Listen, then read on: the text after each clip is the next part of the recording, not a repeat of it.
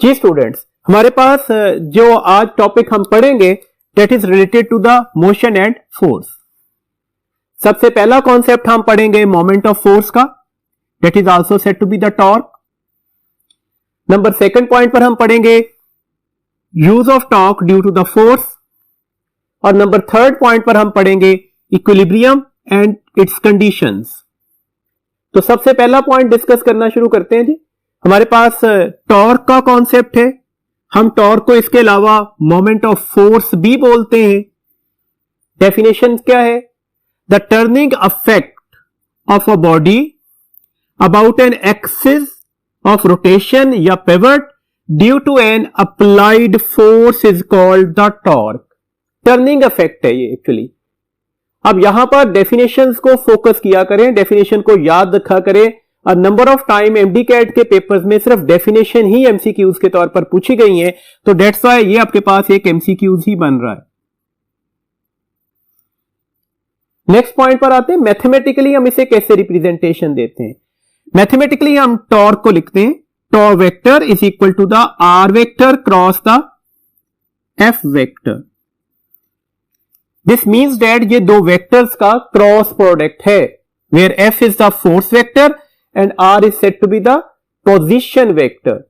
आप इसे फर्दर कैसे सिंप्लीफाई करेंगे? हम इसे लिखेंगे the magnitude of the R multiply by the magnitude of the F multiply by the sine of angle between the R vector and F vector into the N unit vector. अब देखिएगा हम इसकी magnitude को कैसे define करते हैं। मैं torque की मैग्नीट्यूड की बात कर रहा हूं, टॉर्क की डेफिनेशन नहीं बोल रहा। टॉर्क की मैग्नीट्यूड किसके बराबर होती है? That is the product of the moment arm and the force.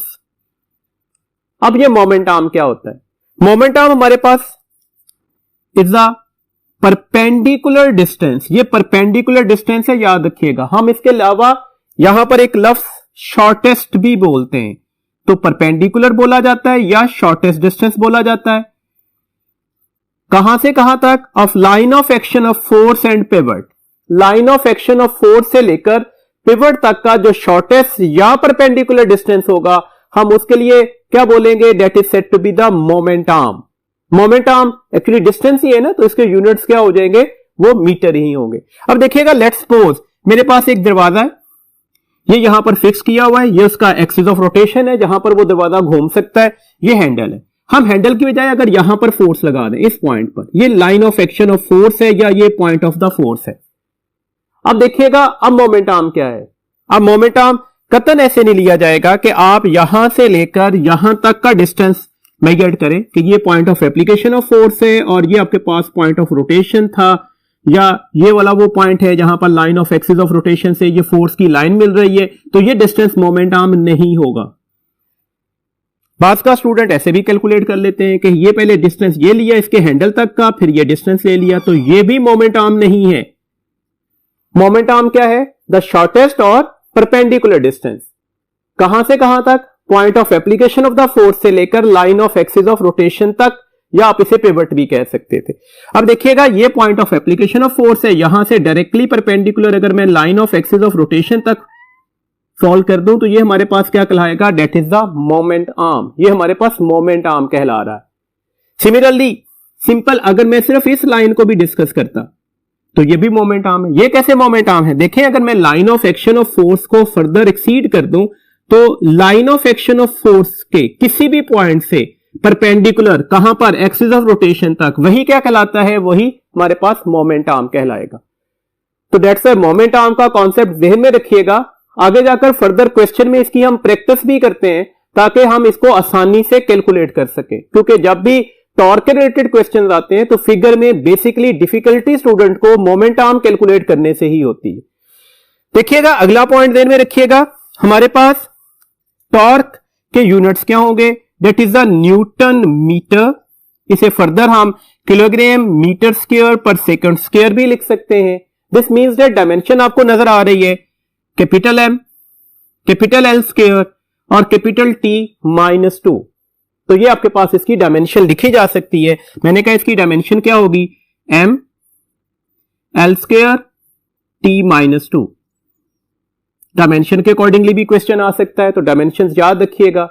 एक बात याद रखिएगा, इसके यूनिट्स न्यूटन मीटर जरूर है, लेकिन आप इसे जूल नहीं कहते। जूल एक्चुअली यूनिट्स होते हैं एनर्जी के, टॉर्क के यूनिट्स नहीं होंगे, तो दैट से इसके यूनिट्स क्या हुए, न्यूटन मीटर।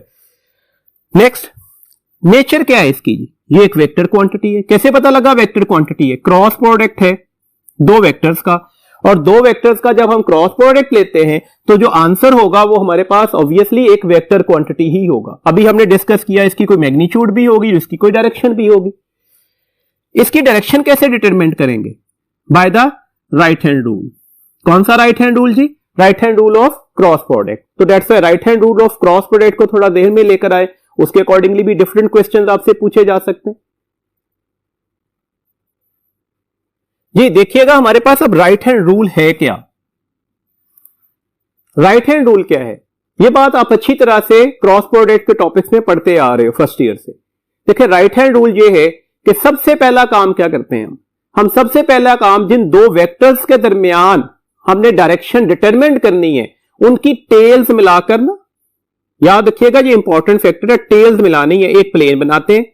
फिर जो भी पहला वेक्टर होगा, जैसे अभी हमने लिखा R vector cross F vector, तो पता लग गया पहला वेक्टर क्या है, आर वेक्टर।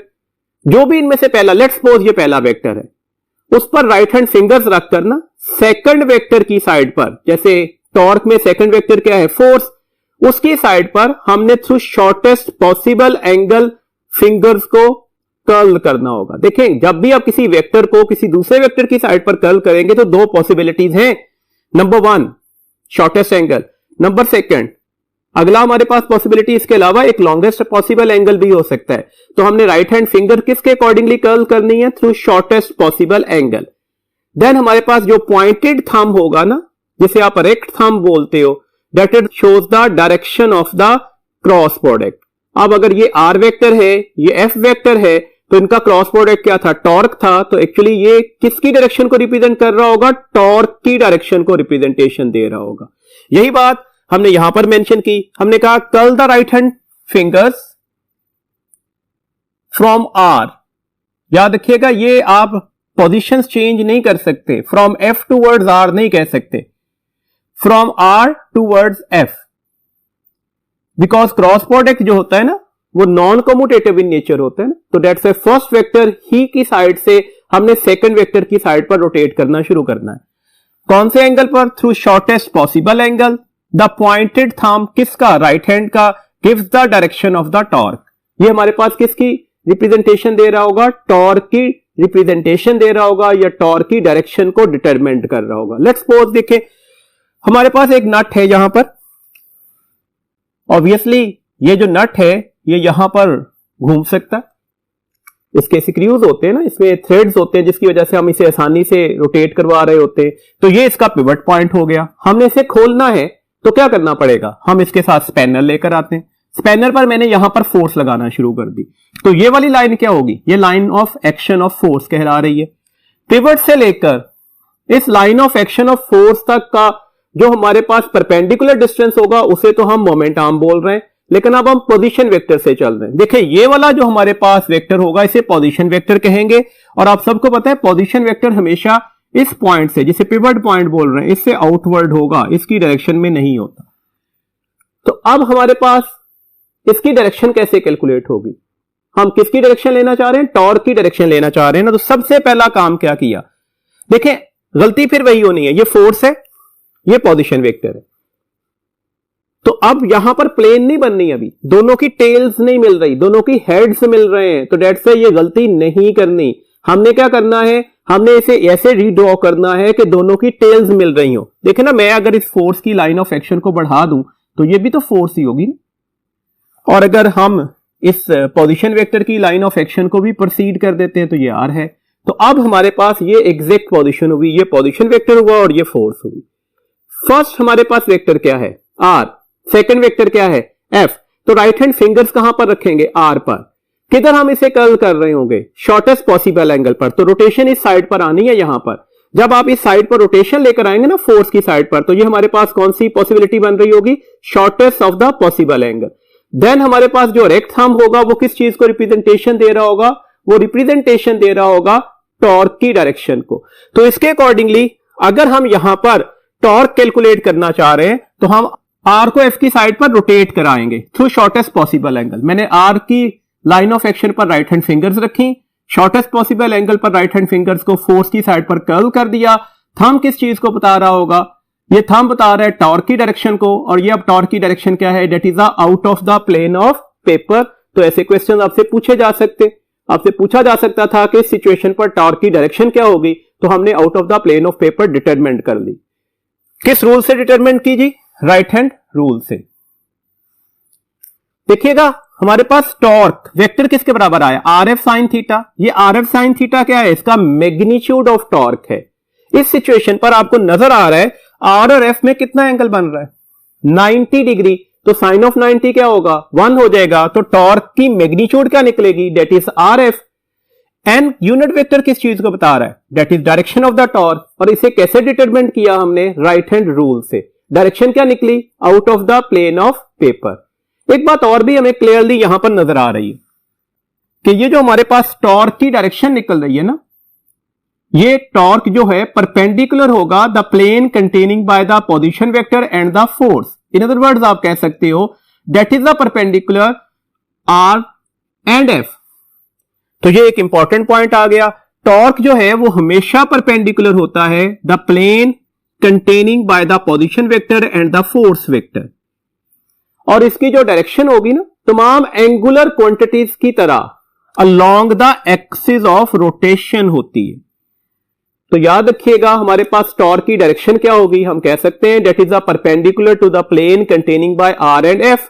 हम कह सकते हैं that is along the axis of rotation. इसका मतलब हुआ, मैंने अभी बोला टॉर्क, एन कैप और एक्सिस ऑफ रोटेशन ये आपस में पैरेलल होंगे। देखिए टॉर्क की डायरेक्शन किससे डिटरमिन हो रही है? एन कैप से। इसका मतलब है टॉर्क और एन कैप तो पैरेलल ही होंगे ना, एक ही लाइन पर होंगे। और हमने कहा टॉर्क होगा किस लाइन पर? Line of axis of rotation पर। तो इसका मतलब हुआ टॉर्क, एन कैप और एक्सिस ऑफ रोटेशन हमेशा पैरेलल होते हैं, इन द सेम डायरेक्शन होते हैं। एक बात और याद रखिएगा, दिस मींस दैट मैंने अब बोल रहा हूं कि N cap, torque vector and axis of rotation all have same directions. और अगर ये सेम डायरेक्शंस में हैं तो N cap, torque vector and axis of rotation always perpendicular to the plane containing by the R and F. एक बात और याद रखिएगा, डॉट प्रोडक्ट की एक प्रॉपर्टी होती है ना, अगर आप डॉट प्रोडक्ट ले लें किसी ऐसे दो वेक्टर्स के दरमियान जिनके दरमियान एंगल बन रहा होगा 90 डिग्री, तो आंसर क्या निकल आता है? 0। यही प्रॉपर्टीज को जरा ध्यान में रखिएगा। इसका मतलब है आपसे कभी क्वेश्चन आ जाए टॉर्क वेक्टर का डॉट प्रोडक्ट पोजीशन वेक्टर से लेना है या टॉर्क वेक्टर का डॉट प्रोडक्ट फोर्स वेक्टर से लेना है। हमने क्या बोला? टॉर्क जो है पोजीशन वेक्टर के भी परपेंडिकुलर है, टॉर्क जो है फोर्स के भी परपेंडिकुलर है, और अगर इनका डॉट प्रोडक्ट लेना हो तो कॉस ऑफ 90 किसके बराबर होता है? 0। तो आंसर किसके बराबर निकलना चाहिए था? 0 के। सिमिलरली अगर मैं आपसे ये कहूं कि ये जो नॉर्मल यूनिट वेक्टर है ना एन कैप, इसका डॉट प्रोडक्ट लेना चाह रहे हैं फोर्स वेक्टर से, या इसका डॉट प्रोडक्ट लेना चाह रहे हैं पोजीशन वेक्टर से, तो फिर भी आंसर किसके बराबर निकलेगा? 0 ही के बराबर निकलेगा। बिकॉज हमने कहा था ये एन कैप भी परपेंडिकुलर होगा the plane containing by the R and F के। तो ये एक इंपॉर्टेंट पॉइंट था, इसे आपने एमसीक्यूज के लिए याद रखना होगा। कुछ कन्वेंशन होती हैं डायरेक्शन ऑफ द टॉर्क के अकॉर्डिंगली, वो भी याद रखिएगा। कन्वेंशन अबाउट टॉर्क, देखे ना, लेट्स सपोज मेरे पास एक रॉड है, हम यहां पर इसको फिक्स कर देते हैं ताकि ये आसानी से इस पॉइंट के इर्द गिर्द घूम सके। जिस पॉइंट के इर्द गिर्द कोई ऑब्जेक्ट, कोई रिजिड बॉडी घूम सके, उसे हम कहते हैं ये इसका पिवट हो गया। देखिए लेट्स सपोज मैं ये फोर्स लगाता हूं यहां पर F1, तो ऑब्वियसली फोर्स अगर लग रही है तो ये फोर्स इसे घुमा सकती है, रोटेट करवा सकती है। किस डायरेक्शन में? तरीकेकार सिंपल होता है, आप line of action of force को पकड़कर पिवट की साइड पर शॉर्टेस्ट एंगल से घुमा दिया करें तो आपको डायरेक्शन पता लग जाएगी। इसका मतलब है ये इसे किस डायरेक्शन में घुमा रही है? क्लॉकवाइज डायरेक्शन में। तो अब आने वाला टॉर्क की डायरेक्शन क्या होगी? क्लॉकवाइज। तो क्लॉकवाइज टॉर्क की कन्वेंशन ये है कि उसे नेगेटिव लिया जाता है। बेसिकली हम इसे बोलते हैं the torque due to the clockwise rotation. लेकिन जनरली हम आमतौर पर इसे क्लॉकवाइज टॉर्क भी बोल देते हैं। सिमिलरली अगर मैं फोर्स F2 लगा देता तो ये इसे किस तरह से घुमा देती, लाइक दैट। ये अब इसमें कौन सी डायरेक्शन ऑफ मोशन लेकर आ रही है, एंटी क्लॉकवाइज। इसका मतलब हुआ हमने कहा the torque due to anti clockwise rotation is taken as positive. आप इसे सिंपली एंटी क्लॉकवाइज टॉर्क भी बोल सकते हैं और हम इसे कैसे कंसीडर करते हैं, कन्वेंशन इसकी क्या है, पॉजिटिव है। तो ये पॉइंट भी आपने याद रखनी है, ये भी एमसीक्यूज में पूछी जा सकती है। कुछ पॉइंट जो सिंपल सिंपल से फॉर्मूला से हमें पता लग रहे हैं कि जो टॉर्क का मैग्नीट्यूड है वो RF sin थीटा होगा, तो हम थीटा की वेरिएशंस चेक कर लेते हैं। देखें अगर थीटा है 0 डिग्री या फिर 180 डिग्री, मतलब किन के दरमियान एंगल डिस्कस कर रहे हैं, पोजीशन वेक्टर और फोर्स वेक्टर के दरमियान। इन अदर वर्ड्स हमने कहा अगर पोजीशन वेक्टर और फोर्स वेक्टर जो हैं वो आपस में पैरेलल हो जाएं या एंटी पैरेलल हो जाएं, तो उस वक्त RF sin of 0 या RF sin of 180 किसके बराबर निकलेगा, 0 के। तो टॉर्क किसके बराबर आ जाएगा, टॉर्क वेक्टर क्वांटिटी है ना, तो टॉर्क 0 नहीं होगा, नल वेक्टर के बराबर आएगा। टॉर्क की मैग्नीट्यूड क्या हो जाएगी, वो 0 हो जाएगी। मैंने ये बोला कि अगर मैं ये फोर्स यहां पर एक तीसरी फोर्स इस तरह से लगाता, ये F3 है, ये फोर्स किस में से पास कर रही है, पिवट पॉइंट में से। एक्चुअली ये अब पोजीशन वेक्टर के साथ क्या हो गई है, पैरेलल या एंटी पैरेलल, उसी लाइन पर आ गई ना। तो दैट्स व्हाई अब इसकी वजह से टॉर्क प्रोड्यूस नहीं हो सकता। तो टॉर्क की मिनिमम वैल्यूज कब मिलेगी, जब R एंड F आपस में पैरेलल होंगे या एंटी पैरेलल होंगे। इसको हम इस तरह से भी बोल सकते हैं, जैसे मैंने अभी बोला, अगर line of action of force passes through the pivot, line of action of force passes through the pivot, उस वक्त भी टॉर्क की मैग्नीट्यूड किसके बराबर निकलती है, 0 के, जबकि टॉर्क किसके बराबर होगा, नल वेक्टर के बराबर होगा। सिमिलरली अगला पॉइंट ध्यान में रखिएगा, अगर R vector and F vector आपस में हो गए परपेंडिकुलर, तो उस वक्त जो टॉर्क निकलता है उसका मैग्नीट्यूड मैक्सिमम हो जाएगा। और अगर हम मैग्नीट्यूड से कंसर्न रखें तो वो सिंपल पोजीशन वेक्टर का magnitude multiply by the force magnitude से लिया जा सकता है। ये इसकी मैक्सिमम वैल्यूज है, तो इसे हम लिख सकते हैं कि ये किसके बराबर होगा, ये टॉर्क मैक्सिमम के बराबर हो जाएगा। टॉर्क कब मैक्सिमम होगा, जब R और F आपस में क्या हो जाएंगे, परपेंडिकुलर। जैसे इस सिचुएशन पर हमने डिस्कस किया था, R और F में कितना एंगल बना था, 90 डिग्री। तो टॉर्क की वैल्यूज क्या निकलेगी, मैं मैग्नीट्यूड की बात कर रहा हूं, RF साइन ऑफ 90, और साइन ऑफ 90 किसके बराबर होता है, 1 के। तो टॉर्क की मैग्नीट्यूड क्या आ जाएगी, that is simply the product of the magnitude of the R and the magnitude of the force vector. इस तरह से कुछ थीटा की वेरिएशन से अगले बोर्ड पर जाकर हम कुछ क्वेश्चंस भी डिस्कस करते हैं। देखिएगा आपको थीटा की वेरिएशंस का पता होना चाहिए, एटलीस्ट कुछ एंगल्स की जो वैल्यूज हैं उसके अकॉर्डिंगली आपको साइन वैल्यूज और कॉस वैल्यूज का पता होना चाहिए। जैसे आपको पता होना चाहिए 0 डिग्री, 30 डिग्री, 45 डिग्री, 60 डिग्री और 90 डिग्री पर साइन की वैल्यूज क्या होगी, कॉस की वैल्यूज क्या होगी। और अगर साइन कॉस की वैल्यूज पता है तो आपको टेंजेंट एंगल्स भी पता हो सकते हैं। देखिए साइन ऑफ 0 क्या होता है, 0। साइन ऑफ 30 क्या होता है, 1/2, और 1/2 को आप 0.5 से भी याद रख सकते हो। साइन ऑफ 45 क्या होता है, 1/√2, और 1/√2 जो होता है ना वो 0.707 होता है, हम इसे रफली 0.7 भी लिख सकते हैं। साइन ऑफ 60 क्या होता है, दैट इज 3√2, और अगर हम 3√2 की वैल्यूज लें तो ये 0.866 भी लिखी जा सकती है। साइन ऑफ 90 क्या होता है, 1। इस तरह से कॉज एंगल्स भी ये आपके पास पता होने चाहिए कि इन एंगल्स के लिए कॉज की वैल्यूज क्या होगी। देखिए सिंपल इज दैट, अगर आपको ये साइन वाला टेबल याद है तो इसी को रिवर्स कर दें। मतलब कॉज ऑफ 0 क्या होगा, यहां से वैल्यूज लिखें 1। कॉज ऑफ 30 क्या होगा, अगली वैल्यूज क्या थी, 3√2, जिसे आपने 0.866 भी लिखा जा सकता है। कॉज ऑफ 45 क्या होगी, अब ये वैल्यूज लिखेंगे तो 1/2√, जिसे 0.7 भी लिख सकते हैं। इसका मतलब है थीटा 45 पर साइन और कॉज की वैल्यू सेम हो जाती हैं। कॉज ऑफ 60 क्या होगा, तो अब ये वैल्यूज लिखेंगे 1/2, जिसे 0.5 लिखा था। कॉज ऑफ 90 क्या होगा, दिस वन इज 0। तो दैट्स व्हाई आपको अगर साइन का टेबल याद है तो आप कॉस का टेबल आसानी से याद कर सकते हो। टेंजेंट भी इसी तरह से, टेंजेंट एंगल किसके बराबर होता है, साइन ओवर कॉस के। तो आप इन दोनों को डिवाइड करती जाइएगा तो टेंजेंट की वैल्यूज आ जाएगी। जैसे टेंजेंट ऑफ 0 क्या हो जाएगा, 0/1 0। टेंजेंट ऑफ 30 क्या होगा, 1/2 डिवाइडेड बाय 300√2 दैट इज 1/300 आएगा, तो दैट्स ऑलमोस्ट 0.6 हो जाएगा, 0.588। टेंजेंट ऑफ 45 डिग्री क्या होगा, जब एक जैसी वैल्यूज को डिवाइड करेंगे तो आंसर क्या निकलेगा, 1। टेंजेंट ऑफ 60 क्या होगा, 300√2 डिवाइडेड बाय 1/2, तो आंसर 300 निकल आएगा, दैट इज 1.7। टेंजेंट ऑफ 90 क्या होगा, 1 divided by 0, something divided by 0 क्या हो जाता है, तो इन्फिनिटी। तो ये टेंजेंट ऑफ 90 की वैल्यूज निकल आएगी। ये टेबल अगर आपको याद होगा तो एमडी कैट में आने वाले किसी भी कॉन्सेप्ट से, जैसे मैग्नेटिक फोर्स का कॉन्सेप्ट था, जैसे हमारे पास रिजल्टेंट ऑफ द फोर्स का कॉन्सेप्ट है, जैसे टॉर्क का कॉन्सेप्ट है, इसमें एंगल की वेरिएशन से आपके पास क्वेश्चन सॉल्व करना मुश्किल नहीं रहेंगे। देखिए एक क्वेश्चन डिस्कस करते हैं। आपसे क्वेश्चन है, the angle between the position vector and the force is 30 degree, what is the value of the torque. हमने सिर्फ वैल्यू ऑफ द टॉर्क पूछी है, डायरेक्शन के कॉन्सर्न मैटर को आगे जाकर डिस्कस करते हैं। तो वैल्यू ऑफ टॉर्क किसके बराबर होगी। अब देखें टॉर्क किसके बराबर होना चाहिए, that is the RF sine theta. Angle कितना बना इनके दरमियान, 30 डिग्री। तो साइन ऑफ 30 किसके बराबर होता है, 1/2 के।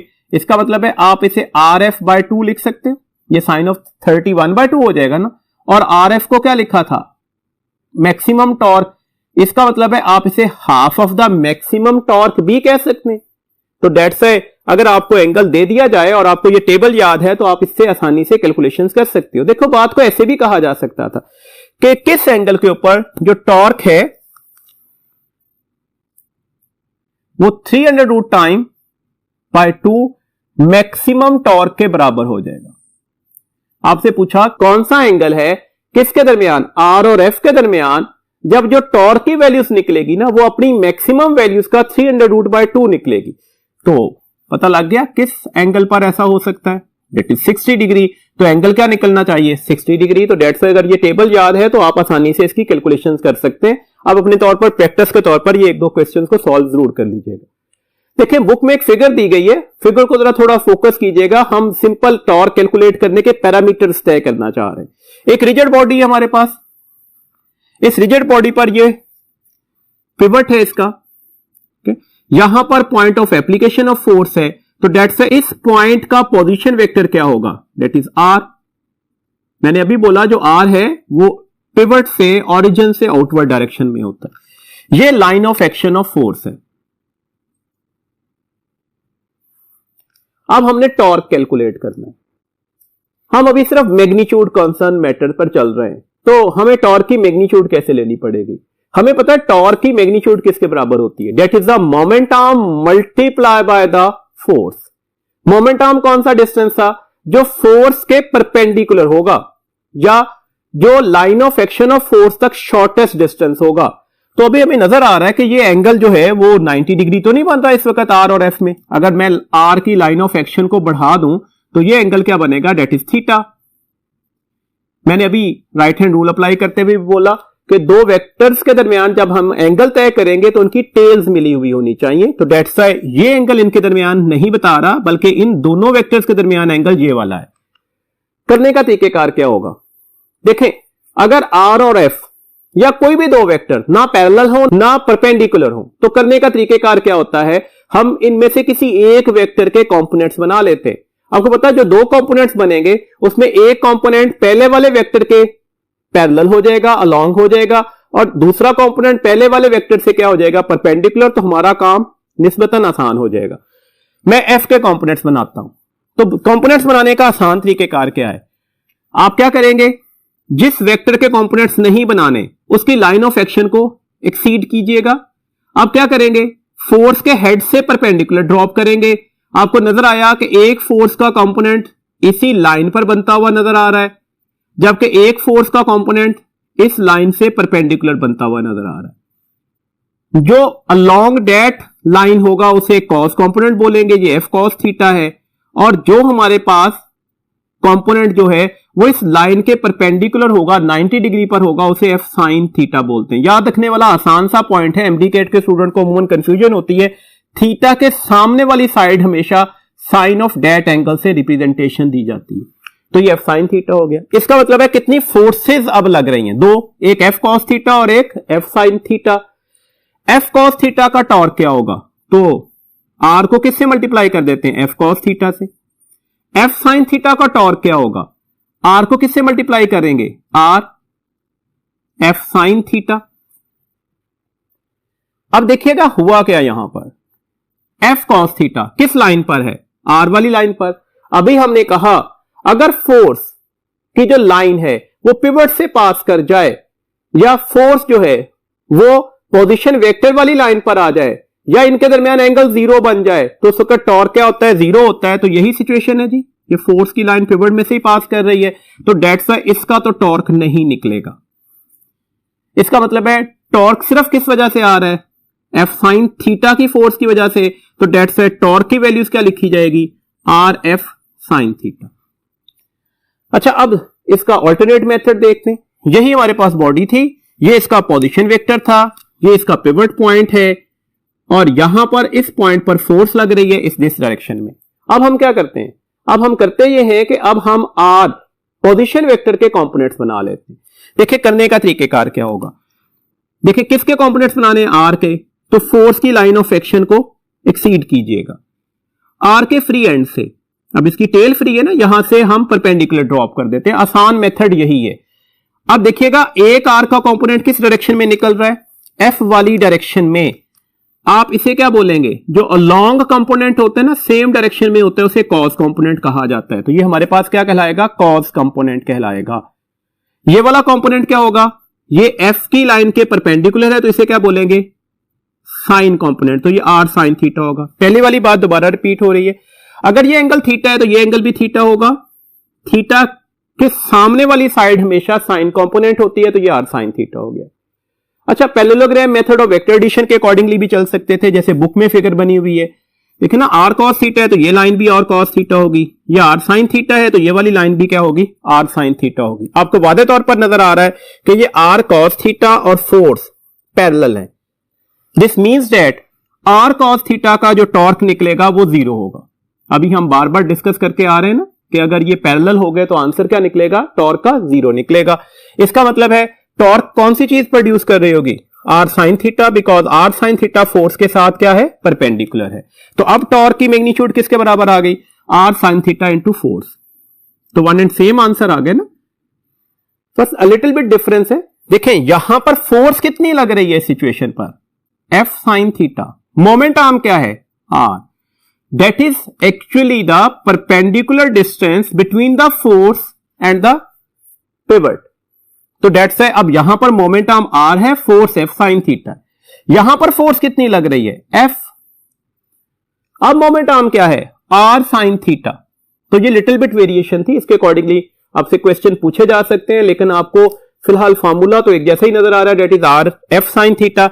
देखें इस सिचुएशन पर, देखें ये फोर्स है और इनके दरमियान कितना एंगल बन रहा है, 90 डिग्री, तो ये हमारे पास आर साइन थीटा अब क्या बन जाएगा, अब मोमेंट आर्म बनेगा। तो मोमेंट आर्म अब आर नहीं रहा, आर पोजीशन वेक्टर है। तो डेट से मैंने बोला कि मोमेंट आर्म को तय करना आपको आना चाहिए, उसी के लिए ये मैंने एग्जांपल डिस्कस की थी। एक एमसीक्यूज भी डिस्कस करते हैं ताकि हम इसके अलावा भी एक वेरिएशन से टॉर्क कैलकुलेट करना सीख सकें। फर्स्ट ईयर में क्रॉस प्रोडक्ट और cross product in terms of rectangular components आप अच्छी तरह से प्रैक्टिस कर आए, हम उसी को देखते हैं। देखें हमारे पास एक क्वेश्चन है, let's suppose the line of action of the force F दे दी गई आपके पास, that is I cap minus two J cap, passes through a point whose position vector भी दे दिया गया, minus J cap plus K cap. What is the torque about that origin. आपने ये टॉर्क की वैल्यूज बतानी है, क्या लेनी होगी, कैसे लेनी होगी। तो टॉर्क कैसे लेंगे, that is the R cross F, ये फॉर्मूला आप सबको पता है। और जब भी दो वेक्टर्स का क्रॉस प्रोडक्ट लेना है तो हम उसका डिटर्मिनेंट बनाकर उसे सॉल्व कर सकते हैं। तो ये आसान तरीकेकार हो गया ना। देखें हमने डिटर्मिनेंट बनाया, पहली रो किसकी लिखी, आई कैप जे कैप के कैप। अब दूसरी रो में क्या करना है, आर वेक्टर के कंपोनेंट्स लिखने हैं, गलती नहीं करनी। दूसरी रो में पहले वेक्टर्स के कंपोनेंट्स लिखे जाएंगे, आर वेक्टर। तो आर वेक्टर के कंपोनेंट्स क्या हो जाएंगे, आई कैप नहीं है 0, माइनस जे कैप का मतलब है वाई कंपोनेंट क्या हो जाएगा -1, प्लस के कैप का मतलब है जेड कंपोनेंट क्या हो जाएगा +1। तीसरी रो में हम किसके कंपोनेंट लिखेंगे, दूसरे वेक्टर के, मतलब फोर्स वेक्टर के। आई कैप इसका मतलब है एक्स कंपोनेंट क्या है 1, -2 जे कैप, वाई कंपोनेंट क्या है -2, के कैप का फैक्टर नहीं था तो वो हो गया 0। सॉल्व करने का तरीकेकार क्या है जी, अब हम सॉल्व इसे कैसे करेंगे, तो टॉर्क किसके बराबर आ जाएगा, 1 बाय 1 यूनिट वेक्टर्स को सॉल्व करते हैं ना, पहले आई कैप को सॉल्व करते। अगर आई कैप को सॉल्व करना है तो हमने क्या करना होगा, ये वाली लाइन को हम इग्नोर कर देंगे। अब आपको नजर आ रहा है कि ये 2/2 का डिटर्मिनेंट बन रहा है, और 2/2 का डिटर्मिनेंट सॉल्व करने के लिए हम क्रॉस मल्टीप्लाई करते हैं। देखें, हमने पहले इसे मल्टीप्लाई करना होगा, -1 इंटू 0 क्या हो जाएगा 0। सेकंड नंबर पर हम इन दो वैल्यूज को मल्टीप्लाई कर देंगे, 1 -2 क्या हो जाएगा -2, और इन दोनों के दरमियान एक फॉर्मूला का माइनस भी लगेगा। फिर हम किसको सॉल्व करेंगे, सेकंड यूनिट वेक्टर को। अब सेकंड यूनिट वेक्टर क्या है -j कैप। पहले यूनिट वेक्टर को सॉल्व करते हुए इसके साथ कौन सा साइन लगाया, प्लस का। सेकंड यूनिट वेक्टर को सॉल्व करते हुए इसके साथ कौन सा साइन लगाएंगे, माइनस का। अब हम किसको इग्नोर करेंगे, इस वाली लाइन को। दिस मींस दैट 0 इस 0 से मल्टीप्लाई होगा, तो यहां पर आंसर क्या आ जाएगा 0, फॉर्मूला का माइनस लगेगा। ये 1 इधर मल्टीप्लाई होगा तो ये -1 हो जाएगा। तीसरा यूनिट वेक्टर आ गया प्लस आई कैप माइनस जे कैप, और तीसरा यूनिट वेक्टर भी क्या लिया जाएगा, प्लस के साथ सॉल्व किया जाएगा। ये वाला कॉलम इग्नोर्ड हो गया। अब क्या किया हमने, इस 0 को 2 से मल्टीप्लाई किया तो आंसर क्या निकल आया, दैट इज 0, फॉर्मूला का माइनस लगा। 1 और -1 को मल्टीप्लाई करते हैं तो आंसर क्या निकल आएगा -1।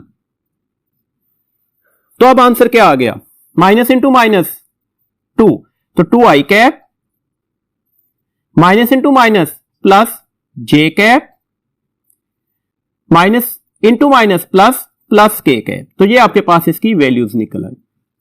मैं दोबारा बात को समझा देता हूं। देखो, जब आई कैप को सॉल्व करना होगा क्या करना होगा, इसके नीचे वाला कॉलम इग्नोर कर देंगे, बाकी 2/2 डिटर्मिनेंट को हम क्रॉस मल्टीप्लाई करके सॉल्व कर देंगे। ये 1 0 इंटू 0 और -2 1, -2 हुआ, फॉर्मूला का माइनस लगेगा। सेकंड यूनिट वेक्टर को सॉल्व करते हुए इसके साथ माइनस का साइन लगेगा। अब ये वाली लाइन इग्नोर हो जाएगी, 0 0 से मल्टीप्लाई होगा, 1 1 से मल्टीप्लाई होगा, दरमियान में नेगेटिव का साइन आएगा। तीसरा यूनिट वेक्टर आ गया, आप ये वाली लाइन इग्नोर कर दीजिएगा, 0 2 से मल्टीप्लाई होगा 0, और 1 -1 -1 है, और ये यहां पर माइनस का साइन फॉर्मूला का लग गया। माइनस इंटू माइनस +2 हो गया, 2 I cap, minus into minus plus हो गया plus J cap, minus into minus plus हो गया प्लस के कैप। तो ये आपके पास टॉर्क की वैल्यूज निकल आई। क्या ये टॉर्क की वैल्यूज है, कतई नहीं, ये टॉर्क का वेक्टर निकल आया।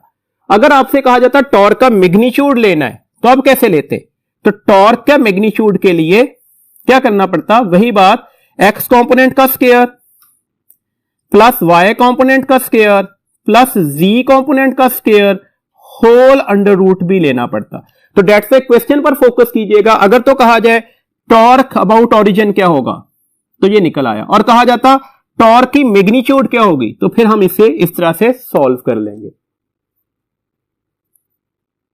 जी। नेक्स्ट हमारे पास है टॉर्क किसके बराबर है जी, that is the cross product of position vector and the force. Cross product है, और क्रॉस प्रोडक्ट नॉन कम्यूटेटिव होता है। आर क्रॉस एफ को एफ क्रॉस आर नहीं लिख सकते, पॉसिबल नहीं है। okay? अच्छा, अब देखिएगा, अगर आपसे यह कहा जाए कि हम पोजीशन वेक्टर की डायरेक्शन को रिवर्स कर दें, वेक्टर अलजेब्रा में आपको पता होता है ना कि नेगेटिव का साइन किसको बताता है, अपोजिट डायरेक्शन को। अगर हम सिर्फ पोजीशन वेक्टर की डायरेक्शन को रिवर्स कर देते और अब क्रॉस प्रोडक्ट लेते फोर्स के साथ, तो क्या फर्क पड़ता। देखें, टॉर्क की मैग्नीट्यूड में तो कोई फर्क नहीं पड़ना था, ये तो सेम रहनी थी, लेकिन टॉर्क की डायरेक्शन रिवर्स हो जानी थी। अब यहां पर डायरेक्शन रिवर्स हो गई या चेंज हो गई, और अगर दो वेक्टर्स की मैग्नीट्यूड सेम हो डायरेक्शन डिफरेंट हो तो उसे आप इक्वल वेक्टर्स नहीं बोलते, वो सेम वेक्टर्स नहीं होते। तो दैट्स व्हाई मैंने इसे टॉ प्राइम से रिप्रेजेंटेशन दे दी। इसका मतलब है मैग्नीट्यूड तो सेम रहेगी, डायरेक्शन बदल जाएगी। लेकिन अगर आपसे यह क्वेश्चन दिया जाता कि आपने पोजीशन वेक्टर की डायरेक्शन को भी रिवर्स कर दिया, आपने फोर्स की डायरेक्शन को भी रिवर्स कर दिया, अब बताएं क्या फर्क पड़ेगा टॉर्क पर? तो ना ही टॉर्क की मैग्नीट्यूड चेंज करेगी, ना ही टॉर्क की डायरेक्शन चेंज करेगी, क्योंकि माइनस इंटू माइनस क्या हो जाएगा, प्लस हो जाएगा। तो ये once again R cross F से ही लिखा जा सकता है। तो डायरेक्शन भी क्या रहेगी, वो सेम ही रहेगी। तो ऐसे क्वेश्चंस भी आपसे पूछे जा सकते हैं। आप इस क्वेश्चंस के लिए भी ध्यान में रखिएगा कि अगर कोई एक वेक्टर की डायरेक्शन रिवर्स हो रही है तो मैग्नीट्यूड पर तो फर्क नहीं पड़ेगा, किस पर फर्क पड़ेगा, डायरेक्शन रिवर्स हो जाएगी। लेकिन अगर दोनों वेक्टर्स की डायरेक्शन को रिवर्स कर रहे हैं तो ऑटोमेटिकली अब ना मैग्नीट्यूड पर फर्क पड़ेगा ना डायरेक्शन पर फर्क पड़ेगा। इसकी फिजिकल सिग्निफिकेंस क्या होती है? हम टॉर्क की फिजिकल सिग्निफिकेंस के बारे में डिस्कस करना चाह रहे हैं। Torque is rotational analogous of force. हमारी बुक में लफ्ज काउंटर पार्ट भी लिखा हुआ है, दोनों बातें याद रखिएगा। टॉर्क एनालॉगस टू फोर्स होता है या torque counterpart of force होता है। It plays the same role in angular motion as the force play in the linear motion. Force जो काम लीनियर मोशन में कर रही है ना, वही काम टॉर्क एंगुलर मोशन में करता है। एनालॉगस या काउंटर पार्ट का मतलब तो यही हुआ, मतलब second law of motion, force produce the acceleration. तो हमने कहा जो फोर्स है वो किस चीज को प्रोड्यूस कर रही है, एक्सेलेरेशन को। कौन सा एक्सेलेरेशन, लीनियर एक्सेलेरेशन। इसका मतलब क्या हुआ, टॉर्क किसे प्रोड्यूस करेगा, एंगुलर एक्सेलेरेशन को। तो टॉर्क किसको डिटरमिन करता है, टॉर्क किसको प्रोड्यूस करता है, एंगुलर एक्सेलेरेशन को। यह बात आपने याद भी रखनी है। देखिए सेकंड लॉ ऑफ मोशन क्या था, एफ इज एम ए, तो इसको हम टॉर्क की टर्म में कैसे लिखेंगे, एफ का एनालॉगस टॉर्क लगा दिया, एम की जगह मोमेंट ऑफ इनर्शिया लिख दिया और ए की जगह alpha, where alpha is actually the angular acceleration. तो ये आपके पास यह रिजल्ट बन गया। ये भी हमने फोर्स वाले एनालॉगस या काउंटर पार्ट से ही डिराइव किया है वर्ड। देखें इसका मतलब हुआ यहां पर तीन वेरिएबल्स हैं, इसके अकॉर्डिंगली बातें डिस्कस कर लेते हैं। अगर दो बॉडीज पर दो टॉर्क इस तरह से लग रहे हैं क्योंकि मैग्नीट्यूड सेम है, तो आई और अल्फा की रेशो क्या होगी। देखिए अगर ये कांस्टेंट हो गया तो ऑब्वियसली आपको नजर आ रहा है आई और अल्फा आपस में क्या हो जाएंगे, इनवर्स रिलेशन में। इसका मतलब हुआ मोमेंट ऑफ इनर्शिया की जो रेशो होगी वो इनवर्स रेशो होगी उनके एंगुलर एक्सेलेरेशन। मतलब जिसका मोमेंट ऑफ इनर्शिया ज्यादा होगा उसका एंगुलर एक्सेलेरेशन क्या निकलेगा, वो कम निकलेगा। ये पॉइंट याद रखिएगा, इसके अकॉर्डिंगली एमसीक्यूज पूछा जा सकता है। अच्छा अगला पॉइंट ध्यान में रखिएगा, अगर अल्फा कांस्टेंट ले लिया जाता, मतलब हम कहते हैं कि दो बॉडीज पर टॉर्क लग रहा है सच दैट उन दोनों बॉडीज के ऊपर जो एंगुलर एक्सेलेरेशन प्रोड्यूस हो रहा है वो कांस्टेंट है, वो सेम है, एक जैसा है। तो अब क्या होगा, ये कांस्टेंट हो गया, टॉ और आई में कौन सा रिलेशन निकल आया, डायरेक्ट। इसका मतलब हुआ दो बॉडीज के दरमियान जो टॉर्क की रेशो होगी वो इक्वल होगी मोमेंट ऑफ इनर्शिया की रेशो के। देखिए ऐसे क्वेश्चंस पेपर में पूछे भी जा सकते हैं, दैट्स व्हाई मैंने ये कुछ फॉर्मूलाज भी लिख दिए। Chapter number 5 part 1, rod. Thin rod का मोमेंट ऑफ इनर्शिया क्या होता है, 1/12 ml स्क्वायर। हुप या रिंग का मोमेंट ऑफ इनर्शिया क्या होता है, इसे रिंग भी बोला जा सकता था ना, mr स्क्वायर। डिस्क का मोमेंट ऑफ इनर्शिया क्या होता है, 1/2 mr स्क्वायर। आप डिस्क की बजाय से सिलेंडर भी बोल सकते हो। स्फीयर का मोमेंट ऑफ इनर्शिया क्या होता है, 2/5 mr स्क्वायर। आपसे देखो ना सिंपल ये क्वेश्चन हो सकता था कि लेट्स सपोज हमारे पास एक हुप है, एक डिस्क है of same mass and radius. हम उस पर दो टॉर्क इस तरह से अप्लाई करते हैं कि दोनों का एंगुलर एक्सेलेरेशन कांस्टेंट था। आप बता दें टॉर्क्स की रेशो क्या होगी, तो क्या होगी टॉर्क की रेशो, टॉ1 ओवर टॉ2 किसके बराबर निकलेगा, I1 hoop mr square divided by I2 disc half mr square. तो आंसर क्या निकल आएगा, ये इससे कैंसिल हो गया तो 2/1। तो अगर आपको मोमेंट ऑफ इनर्शिया की वैल्यूज पता थी तो ये कैलकुलेशन करना ज्यादा मुश्किल नहीं रहेगा आपके लिए। एक बात और याद रखिएगा, जैसे हम पढ़ते हैं ना second law of motion in terms of momentum, हम कहते हैं the applied force is equal to the rate of change of momentum. तो इसी का हम एनालॉग बना सकते हैं। क्या होगा जी analogue? Torque is equal to the rate of change of, अब मोमेंटम की जगह हम क्या लफ्ज लिख देंगे? Angular momentum. तो हमने कहा torque is actually equal to the rate of change of angular momentum. देखें अब एक बात क्लियर है, टॉर्क जीरो हो जाए, फोर्स लग ही नहीं रही हो, तो एक्सेलेरेशन क्या होता है? जीरो। तो इसका मतलब है टॉर्क जीरो होने का मतलब है एंगुलर एक्सेलेरेशन क्या हो जाएगा? जीरो हो जाएगा। एंगुलर एक्सेलेरेशन जीरो है, आप इस इक्वेशन के मुताबिक यह भी कह सकते हैं कि इसका मतलब है डेल्टा एल भी जीरो होगा, एंगुलर मोमेंटम में चेंज नहीं आएगा। आप ये भी कह सकते हो ओमेगा जीरो है। देखे ना, अल्फा कब जीरो होगा? या तो बॉडी रेस्ट पर होगा या रोटेट कर रहा होगा यूनिफॉर्म एंगुलर वेलोसिटी से, तो ओमेगा या तो जीरो होगा या ओमेगा क्या लिया जाएगा? कांस्टेंट। जबकि एंगुलर मोमेंटम क्या होगा? ये कांस्टेंट ही होगा, क्योंकि चेंज इन एंगुलर मोमेंटम किसके बराबर आना चाहिए था? वो जीरो के बराबर आना चाहिए था। तो ये कुछ पैरामीटर्स आपने एमसीक्यूज के लिए याद रखने, यहां से भी क्वेश्चन हो सकता है। लेट्स सपोज आपसे कहा जाए कि हमारे पास एक पार्टिकल था, उसका एंगुलर मोमेंटम एल था, 10 सेकंड्स के बाद उसका एंगुलर मोमेंटम जो है वो 5L हो गया है। आप बता दें टॉर्क की वैल्यूज क्या होगी? तो क्या होगा जी टॉर्क? आपने एंगुलर मोमेंटम का चेंज लेना है, तो final values minus initial values divided by time से डिवाइड कर देना है। कितनी देर में ये चेंज आया? 10 सेकंड में। तो आंसर क्या निकल आएगा? 4/10L, और ये 0.4L भी हो सकता है, वेर L एंगुलर मोमेंटम है, और अगर इसकी वैल्यूज गिवन हो तो हम अप्लाई करके मैग्नीट्यूड में भी आंसर दे सकते हैं। जी अब हम डिस्कस करना चाह रहे हैं relation of torque with other few physical quantities. किसी और फिजिकल क्वांटिटीज के साथ हम टॉर्क का रिलेशन देखना चाह रहे हैं। ये हम इसलिए देखना चाह रहे हैं ताकि अगर इसके अकॉर्डिंगली कोई क्वेश्चन आए तो हमें ये रिलेशंस का पता होना चाहिए अच्छी तरह से। आप सबको पता है वर्क किसके बराबर होता है? That is FD cos of theta. अच्छा इस सिचुएशन पर देखिएगा वर्क, अब थीटा क्या एंगल बनेगा? वर्क के लिए हम प्रॉपर एक्सप्रेशंस कैलकुलेट करना चाह रहे हैं। देखिए लेट्स सपोज एक पार्टिकल है, वो ए पॉइंट से मूव करके बी पॉइंट पर चला गया। ये इसके रेडियस वेक्टर्स हैं, ये रेडियस है, और ये एंगल इनके दरमियान, दो रेडियाई के दरमियान बन रहा है, डेट इज द थीटा। अगर हम फोर्स इसके अलोंग द टेंजेंट लगा दें तो अब आपका पास वर्क की वैल्यूज क्या होगी? देखिए अब वर्क किसके बराबर निकलेगा? फोर्स किसके अलोंग है? टेंजेंट के अलोंग। आपने एंगल कौन सा लेना होता है? फोर्स और डिस्टेंस के अलोंग। और यहां पर ए से बी तक मूव करते हुए जो डिस्प्लेसमेंट, जो डिस्टेंस होगा वो भी किसके अलोंग लिया जाएगा? अलोंग द टेंजेंट ही लिया जाएगा। तो ये दोनों आपस में पैरेलल हो गए। अगर ये पैरेलल हो गए तो एंगल क्या बनेगा? 0 डिग्री। तो डेट्स वाई हमारे पास अब वर्क किसके बराबर आ जाएगा? FS के। एस किसके बराबर होता है जी? R थीटा के। अगर एस R थीटा के बराबर है, मैं यहां पर R थीटा रिप्लेसमेंट दे दूं S की जगह पर, तो F R थीटा लिखा गया। F इंटू R किसके बराबर होगा? टॉर्क के। तो डेट्स वाई रोटेशनल वर्क का फॉर्मूला क्या होता है? टॉ थीटा। ये याद रखिएगा, कभी आपसे वर्क दे दिया जाए, थीटा की वैल्यूज दे दी जाए और आपसे टॉर्क कैलकुलेट करने के लिए कहा जाए तो ये वर्क बाय थीटा हो जाएगा। सिमिलरली एक फॉर्मूला बनेगा टॉर्क एंड पावर के मतलब, ठीक है। पावर किसके बराबर होती है? Work by time. ये हमारे पास सिंपल सा एक्सप्रेशन है। अगर मैं वर्क की वैल्यू यहां पर लगा दूं टॉ थीटा, तो रोटेशनल पावर किसके बराबर आ जाएगी? टॉ थीटा बाय टाइम के। थीटा बाय टाइम किसके बराबर होता है? एंगुलर वेलोसिटी के, ओमेगा के। तो रोटेशनल पावर का फॉर्मूला क्या हो गया? Tau into omega.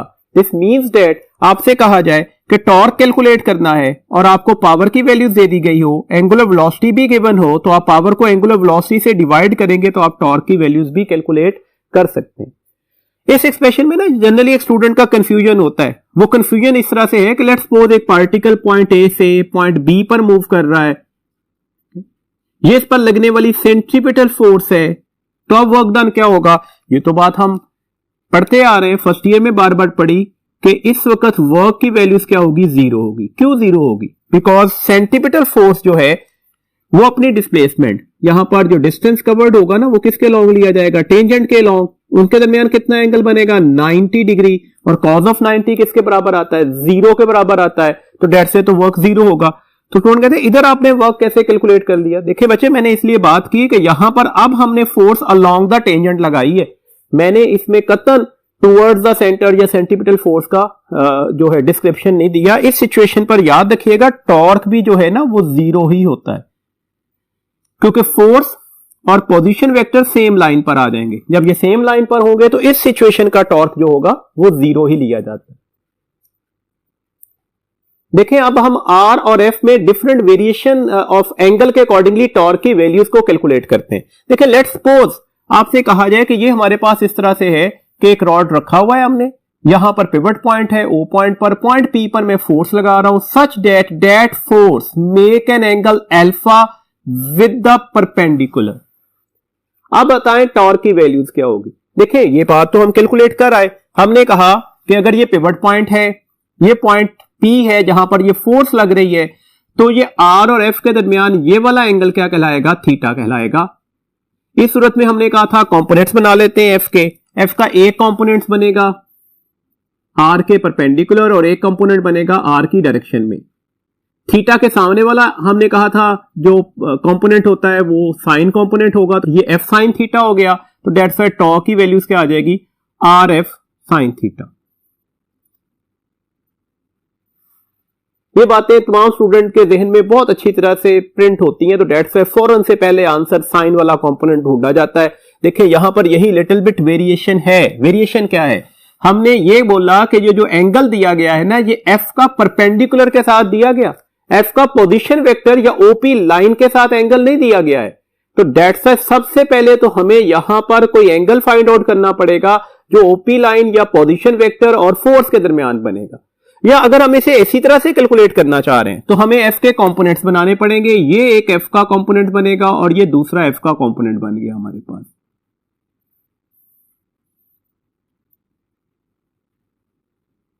देखें एंगल के सामने वाला कंपोनेंट क्या होता है, साइन कंपोनेंट। तो ये F sine of alpha, angle alpha दिया गया था ना। ये कंपोनेंट क्या होगा, that is the F cos of alpha. अब आपको नजर आ रहा है इस लाइन के ये F साइन ऑफ अल्फा तो पैरेलल हो गया, और अगर फोर्स पोजीशन वेक्टर के साथ पैरेलल हो जाए, थीटा 0 डिग्री बना ले, तो उसका टॉर्क तो 0 निकलता है। तो दैट्स व्हाई अब इस फोर्स का टॉर्क क्या निकलेगा, ये तो 0 निकलेगा। तो टॉर्क कौन सी फोर्स प्रोड्यूस कर रही होगी, F cos of alpha, because ये 90 डिग्री के साथ है इस लाइन के साथ। दैट्स व्हाई अब टॉर्क की वैल्यूज क्या हो जाएगी, that is the OP line, जिसे आप R कह सकते हो, आप इसकी लेंथ को L भी कह सकते हैं, आप OP ले सकते हैं, into the F cos of alpha.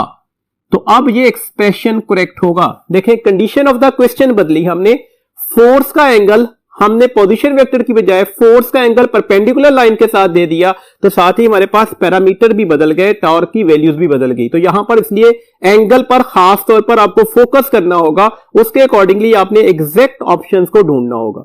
देखिएगा ये हमारे पास एक क्वेश्चन भी आ चुका है पेपर में, MCQs है, ये UHS के पेपर में MCQs के तौर पर पूछा भी जा चुका कि ये आपके पास एक रॉड है, लेट्स सपोज ये उसका पिवट पॉइंट है, यहां पर P पॉइंट पर फोर्स लग रही है सच दैट ये लेंथ L ली गई है, फोर्स इस तरह से लग रही है और ये एंगल दिया गया, that angle is the alpha, और ये एंगल बता दिया गया थीटा है। आपसे क्वेश्चन पूछा गया टॉर्क विल बी मैक्सिमम, आपने फोर्स, लेंथ और थीटा की वेरिएशन बतानी है। अब सबको पता है टॉर्क किसके बराबर होता है, टॉर्क बराबर होता है RF साइन ऑफ थीटा के।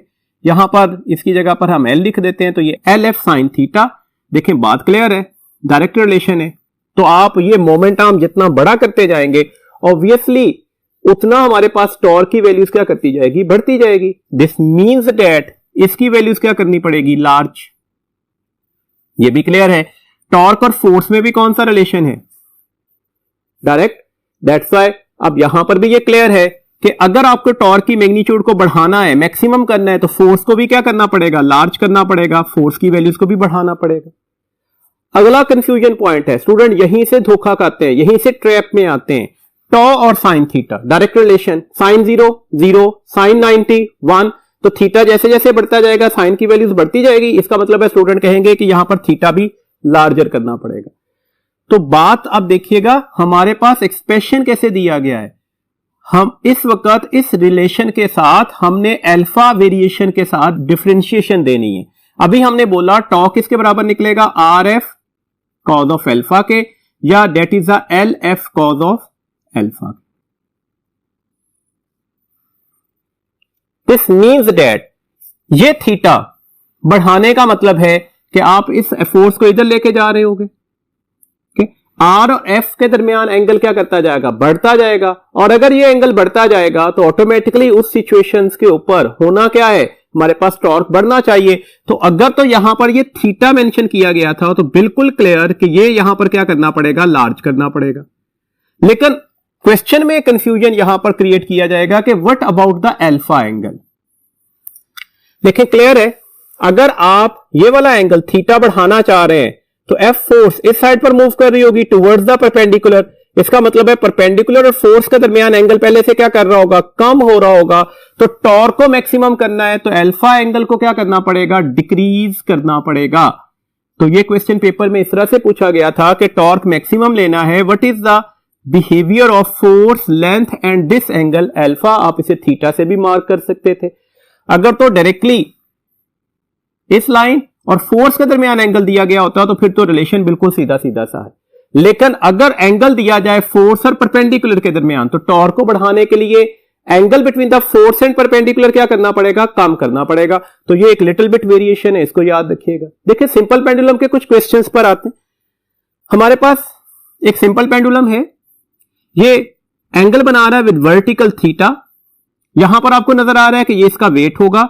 इसके कंपोनेंट्स बनाते हैं। हमारे पास एक वेट का ये कंपोनेंट्स बनेगा और एक ये बनेगा। थीटा के सामने वाला कंपोनेंट mg sin थीटा होगा और ये वाला कंपोनेंट mg cos थीटा होगा। आपको नजर आया L और mg cos थीटा आपस में एक ही लाइन पर है तो इसका टॉर्क तो 0 हो गया। इसका टॉर्क होगा, रोटेट कर रहा है सिंपल पेंडुलम, तो डेट से इसका टॉर्क किसके बराबर निकलेगा, किसके बराबर निकलना चाहिए। हमारे पास यहां से लेकर यहां तक की वैल्यूज कितनी है, L, और इसके साथ परपेंडिकुलर फोर्स कौन सी है, W sin थीटा या mg sin थीटा। तो ये इसके पास इसके टॉर्क की वैल्यूज निकल आई। लेकिन अगर इसी में वेरिएशन होती, आपसे कहा जाता कि इस वक्त ये जो एंगल है ना, ये किसके साथ बन रहा है, हॉरिजेंटल के साथ, तो अब बताएं टॉर्क की वैल्यूज क्या होगी। देखिएगा अगर ये एंगल हॉरिजेंटल के साथ थीटा बन रहा है तो हमारे पास ये एंगल कितना बनेगा, that is the 90 minus theta. This means that अगर ये mg का फैक्टर है तो इसका ये वाला कंपोनेंट और ये दूसरा कंपोनेंट बना है, ये कंपोनेंट किसके बराबर आएगा, mg। अब ये एंगल कितना होगा, 90 माइनस थीटा, तो mg cos of 90 minus theta, that's अब ये कंपोनेंट mg sin थीटा हो गया। जबकि इस कंपोनेंट की वैल्यूज क्या निकलेगी, mg sin ऑफ, ये एंगल कितना था जी 90 माइनस थीटा, तो sin ऑफ 90 माइनस थीटा। अब इसकी वैल्यूज कितनी निकल आई, mg cos ऑफ थीटा। तो अब देखिएगा क्या ये फोर्स टॉर्क प्रोड्यूस कर सकती है, कतई नहीं, ये तो एक ही लाइन पर आ गई ना, एल वाली लाइन पर ही आ गई। तो डेट्स है इसका तो टॉर्क नहीं होगा। टॉर्क किसका होगा, जो इस लाइन के परपेंडिकुलर फोर्स है, और वो कौन सी है, mg cos थीटा। तो डेट्स है अब टॉर्क क्या हो जाएगा, that is L mg cos of theta. तो याद रखने वाली बात होगी यहां पर, अगर पेंडुलम का एंगल विद वर्टिकल दिया गया हो तो torque L mg sin of theta होगा, और अगर पेंडुलम का एंगल थीटा विद हॉरिजॉन्टल दिया गया हो तो फिर जो टॉर्क होगा वो L mg cos of theta होगा। तो ये थीटा की वेरिएशन से कंफ्यूज करवाया जा सकता है। मैंने ऊपर भी यही डिस्कशन की और सिंपल पेंडुलम के साथ भी इसी डिस्कशन को कंटिन्यू किया ताकि आपको ध्यान में रहे कि आपने थीटा एंगल पर फोकस करके अपने ऑप्शंस पर जाना होगा। नेक्स्ट टॉपिक है जी हमारे पास इक्विलिब्रियम।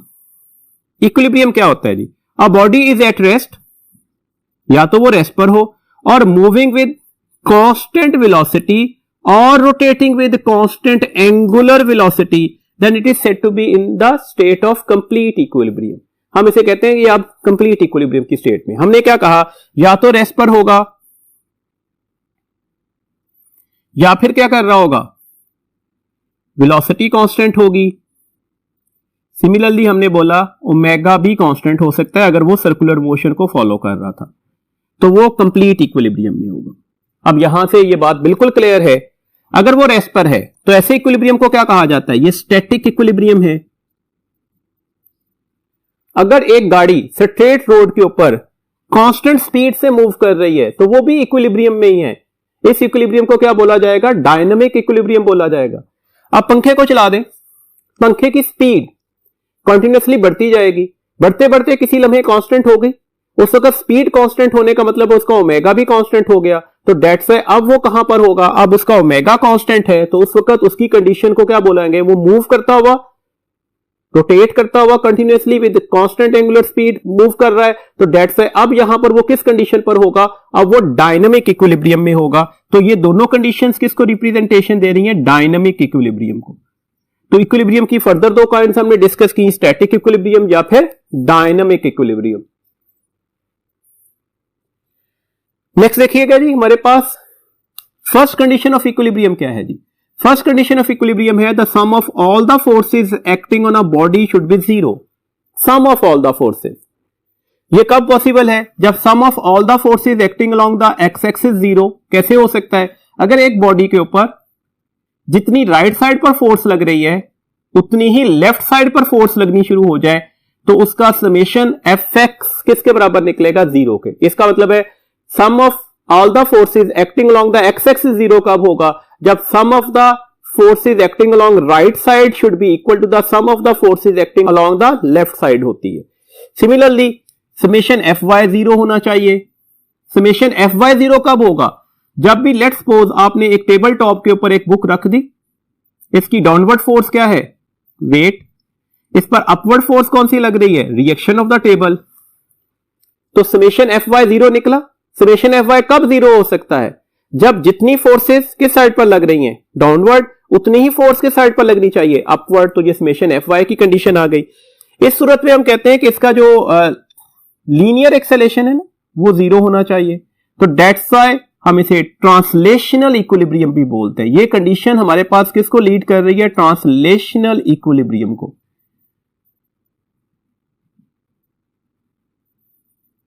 ट्रांसलेशनल इक्विलिब्रियम में सम ऑफ फोर्सेस जीरो होती हैं, यहां हम कहते हैं linear acceleration of that body zero. Linear acceleration कब जीरो हो सकता है, या तो वो रेस्ट पर होगा या कांस्टेंट वेलोसिटी से मूव कर रहा होगा। सेकंड कंडीशन ऑफ इक्विलिब्रियम क्या है जी, सेकंड कंडीशन ऑफ इक्विलिब्रियम है sum of all the torques acting on a body should be zero. Sum of all the torques acting on a body zero कब हो सकते हैं, लेट्स सपोज ये pivot है, ये एक रॉड है, एक फोर्स इधर लग रही है, ये इसे क्लॉकवाइज रोटेशन में घुमा देती है। तो अब तो सम ऑफ टॉर्क जीरो नहीं हो सकते, क्योंकि यहां पर कौन सा टॉर्क आया है, वो क्लॉकवाइज आया है। कब ये टॉर्क जीरो होंगे, जब दूसरी फोर्स इस साइड पर लगेगी और वो इसे किस डायरेक्शन में घुमा दे, एंटी क्लॉकवाइज में। तो अब दो टॉर्क्स आ गए, अगर ये दोनों मैग्नीट्यूड में भी बराबर हो गए तो एक दूसरे को क्या कर देंगे, कैंसिल कर देंगे। तो दैट्स व्हाई अब ये हमारे पास क्या होगा, इक्विलिब्रियम में होगा। और ये कौन सी कंडीशन को फॉलो कर रहा होगा, सेकंड कंडीशन ऑफ इक्विलिब्रियम को। तो सम ऑफ टॉर्क कब जीरो हो सकते हैं, जब हमारे पास क्लॉकवाइज टॉर्क की मैग्नीट्यूड किसके बराबर निकलेगी, एंटी क्लॉकवाइज टॉर्क की मैग्नीट्यूड के। अच्छा जी, इसको याद रखिएगा, ये हमारे पास रोटेशनल इक्विलिब्रियम का केस है। रोटेशनल इक्विलिब्रियम में हमारे पास सम ऑफ ऑल द टॉर्क्स क्या होने चाहिए, वो जीरो होने चाहिए, या फिर हम कहते हैं उसका एंगुलर एक्सेलेरेशन क्या होना चाहिए, that would be zero. Angular acceleration कब जीरो हो सकता है, जब या तो रेस्ट पर होगा स्टैटिक इक्विलिब्रियम, या फिर यूनिफॉर्म या कांस्टेंट एंगुलर स्पीड से रोटेट कर रहा होगा, डायनामिक इक्विलिब्रियम। तो ये बातें आपने याद रखनी है अच्छी तरह से। इसमें याद रखिएगा, अगर सिर्फ समेशन एफ जीरो है तो फिर हम कहते हैं कि जो पार्टिकल है ना, वो इस वक्त पार्शियल इक्विलिब्रियम में होगा, कंप्लीट इक्विलिब्रियम में नहीं होगा। अगर सिर्फ समेशन टॉ जीरो है तो इसका मतलब क्या हुआ, वो फिर पार्शियल इक्विलिब्रियम में होगा, कंप्लीट इक्विलिब्रियम में नहीं होगा। कंप्लीट इक्विलिब्रियम के लिए क्या होना चाहिए, sum of all the forces acting on the body should be zero, sum of all the torques acting on the body should be zero. तो फोर्सेस का सम भी जीरो होना चाहिए और टॉर्क्स का सम भी जीरो होना चाहिए। ये कंप्लीट इक्विलिब्रियम की लाजमी कंडीशन होगी। कुछ क्वेश्चन इसके अकॉर्डिंगली डिस्कस करते हैं। देखिए, लेट्स सपोज हमारे पास एक बॉडी है, इस पर दो फोर्सेस इस तरह से लग रही हैं, ये F1 है, ये F2 है। अगर F1 की मैग्नीट्यूड F2 के बराबर हो जाए और F1 की डायरेक्शन F2 से अपोजिट भी हो, जैसे यहां पर नजर आ रहा है, मैग्नीट्यूड में इक्वल है लेट्स सपोज, और डायरेक्शन तो अपोजिट नजर आ रही है, और इनका लाइन ऑफ एक्शन भी डिफरेंट हो, एक ही लाइन ऑफ एक्शन नहीं है दोनों का, मतलब ये कोलिनियर नहीं होनी चाहिए। उस सूरत में ये फोर्सेस क्या बनाती हैं, ये कपल बनाती हैं। कपल के लिए मैंने अब 3 कंडीशंस बोली हैं, याद रखनी है इसे। कपल की पहली कंडीशन क्या है, दो फोर्सेस का मैग्नीट्यूड बराबर होना चाहिए। सेकंड कंडीशन क्या है, इन दोनों की डायरेक्शन अपोजिट होनी चाहिए। तीसरी कंडीशन क्या है, तीसरी कंडीशन है ये दो डिफरेंट लाइन ऑफ एक्शंस पर लग रही हो, मतलब कोलिनियर्स नहीं है। तो ये फोर्सेस क्या बनाती हैं, कपल बनाती हैं। अब आपको यहां पर वाज़ेह तौर पर नजर आ रहा है, ये फोर्स F1 5 न्यूटन की है लेट्स सपोज, ये फोर्स F2 भी 5 न्यूटन की है, ये अपवर्ड लग रही है, डाउनवर्ड लग रही है, तो एक दूसरे को क्या कर देंगी, कैंसल, समेशन Fy 0 निकल आएगा, तो लगने वाली सारी फोर्सेस 0 हो गई। क्या यहां पर टॉर्क भी 0 होगा? कतन नहीं। अब देखें, ये इसका पिवट था, ये लाइन ऑफ एक्शन को पकड़कर पिवट की साइड पर घुमा दे तो ये इसे किस साइड पर घुमा रही है, एंटी क्लॉकवाइज रोटेशन में। इस लाइन ऑफ एक्शन को पकड़कर पिवट की साइड पर घुमाएं तो ये भी इसे किस डायरेक्शन में घुमा रही है, एंटी क्लॉकवाइज डायरेक्शन में। तो क्या एंटी क्लॉकवाइज टॉर्क को कैंसिल कर सकता था? कतन नहीं। तो ये तो अब रोटेट कर जाएगी इस डायरेक्शन में, ये पार्टिकल रोटेट कर देगा, जैसे स्टीयरिंग ऑफ द कार आपके पास एग्जांपल है इसकी। तो इसका मतलब है इसमें समेशन टॉ तो 0 नहीं हुआ। तो इंपॉर्टेंट पॉइंट हो गया, अगर किसी भी पार्टिकल पर, किसी भी बॉडी पर कपल लग रहा हो तो उसमें फर्स्ट कंडीशन ऑफ इक्विलिब्रियम तो सेटिस्फाइड होती है, second condition of equilibrium satisfied नहीं होगी। या इस तरह से कह सकते हैं कि वो ट्रांसलेशनल इक्विलिब्रियम में तो होगा, रोटेशनल इक्विलिब्रियम में नहीं होता। देखिए ना, हमारे पास एक चैप्टर नंबर 15 में हमने एक केस को भी डिस्कस किया हुआ है, यहां पर चैप्टर नंबर 14 में भी ये पॉइंट डिस्कस किया था, torque acting on a current carrying coil place in a uniform magnetic field. देखिए यहां पर फोर्स किसके बराबर लग रही होती है, that is the I L cross B, ये फोर्स वेक्टर की वैल्यूज है। अब यहां पर दो फोर्सेस लगेंगी ना, एक यहां पर और एक इस जगह पर। नजर आ रहा है मैग्नेटिक फील्ड की डायरेक्शन तो दोनों जगहों पर सेम है, करंट की डायरेक्शन चेंज हो गई ना। करंट का मतलब क्या हुआ, लेंथ वेक्टर की डायरेक्शन चेंज हो गई। कोई एक वेक्टर अपनी डायरेक्शन को रिवर्स कर जाए तो ऑब्वियसली वहां पर लगने वाली फोर्स भी क्या हो जाएगी, रिवर्स हो जाएगी। तो यहां पर अगर फोर्स हमारे पास, देखिए यहां पर मैग्नेटिक फील्ड की डायरेक्शन में हमने क्या रखी, फिंगर्स, थंब किसको बता रहा है, करंट को। तो फोर्स किधर लग रही है, out of the plane of paper, तो इस साइड पर कैसे लगेगी, into the plane of paper. दो फोर्सेस लगेंगी, मैग्नीट्यूड में इक्वल निकलेगी, डायरेक्शन में अपोजिट होंगी, लाइन ऑफ एक्शन डिफरेंट है, तो ये क्या बना रही है, टॉर्क बना रही है। इस वजह से हमने कहा था ये कॉइल क्या करेगी, ये घूम जाएगी। तो क्वेश्चन सिंपल पूछा जा सकता है कि अगर आपके पास एक करंट कैरिंग कॉइल जो है वो किसी magnetic field, uniform magnetic field में प्लेस की गई है, तो उसमें कौन सा कंडीशन ऑफ इक्विलिब्रियम सेटिस्फाइड होगा, कपल लग रहा है ना। कपल में समेशन एफ तो 0 होता है, upward force, downward force, out of the plane of force into the plane of the force को कैंसिल कर देगी, तो सम ऑफ फोर्सेस 0 होंगी, फर्स्ट कंडीशन सेटिस्फाइड होगी। लेकिन टॉर्क 0 नहीं हुआ, तो दैट्स व्हाई यहां पर क्या हुआ, सेकंड कंडीशन सेटिस्फाइड नहीं हो रही। तो ऐसे क्वेश्चंस जो आपकी बुक में मौजूद हैं उसको इससे कोरिलेट करके पूछा जा सकता है। मोमेंट ऑफ कपल क्या होता है, आप इसे टॉर्क बोल दें, कपल की वजह से टॉर्क आ रहा है ना, तो इसकी वैल्यूज क्या होगी। देखिए यहां पर लेट्स सपोज ये एक पार्टिकल है, एक बॉडी है, इस पर दो फोर्सेस लग रही हैं, both are equal in magnitude, नजर आ रहा है डायरेक्शन में अपोजिट है, और इनका लाइन ऑफ एक्शन भी डिफरेंट है। अब देखिए इस वक्त मोमेंट ऑफ कपल, जिसे हम टॉर्क ड्यू टू कपल बोलते हैं, वो क्या होगा, वो बराबर होगा इन दोनों फोर्सेस के दरमियान शॉर्टेस्ट या परपेंडिकुलर डिस्टेंस। तो perpendicular distance between the two forces which make a couple multiply by the magnitude of any one of the force. किसी एक फोर्स की मैग्नीट्यूड ले लीजिएगा, मतलब यहां पर हमारे पास एक्सप्रेशन क्या निकल आएगा, दैट इज डी, ये तो यहां से यहां का परपेंडिकुलर डिस्टेंस था, और किसी एक फोर्स की मैग्नीट्यूड ले लें, this one is the F. तो ये आपके पास मोमेंट ऑफ कपल या टॉर्क ड्यू टू कपल की वैल्यूज निकल आएगी। तो ये कैलकुलेशंस करना आपको आनी चाहिए, इसके अकॉर्डिंगली कुछ क्वेश्चंस पूछे भी जाते हैं, जैसे अभी हम कुछ क्वेश्चंस को डिस्कस भी करते हैं।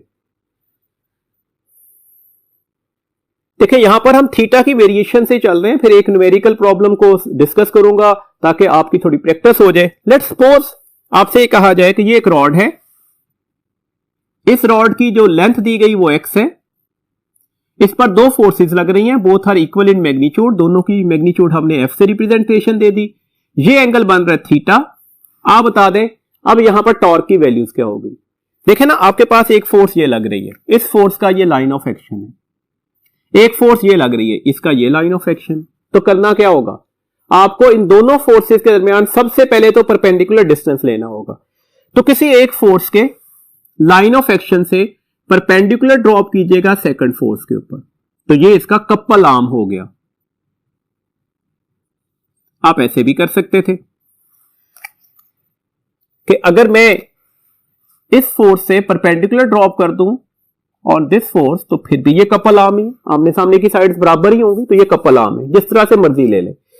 अब देखिएगा ये थीटा एंगल है और आपको बार बार बोल रहा हूं थीटा के सामने बनने वाला एंगल साइन एंगल होता है। किसका साइन एंगल होगा? एक्स का, तो इसे एक्स साइन थीटा लिखा जाएगा। इसका मतलब है अब torque due to that couple किसके बराबर आएगा? That is the x sine theta.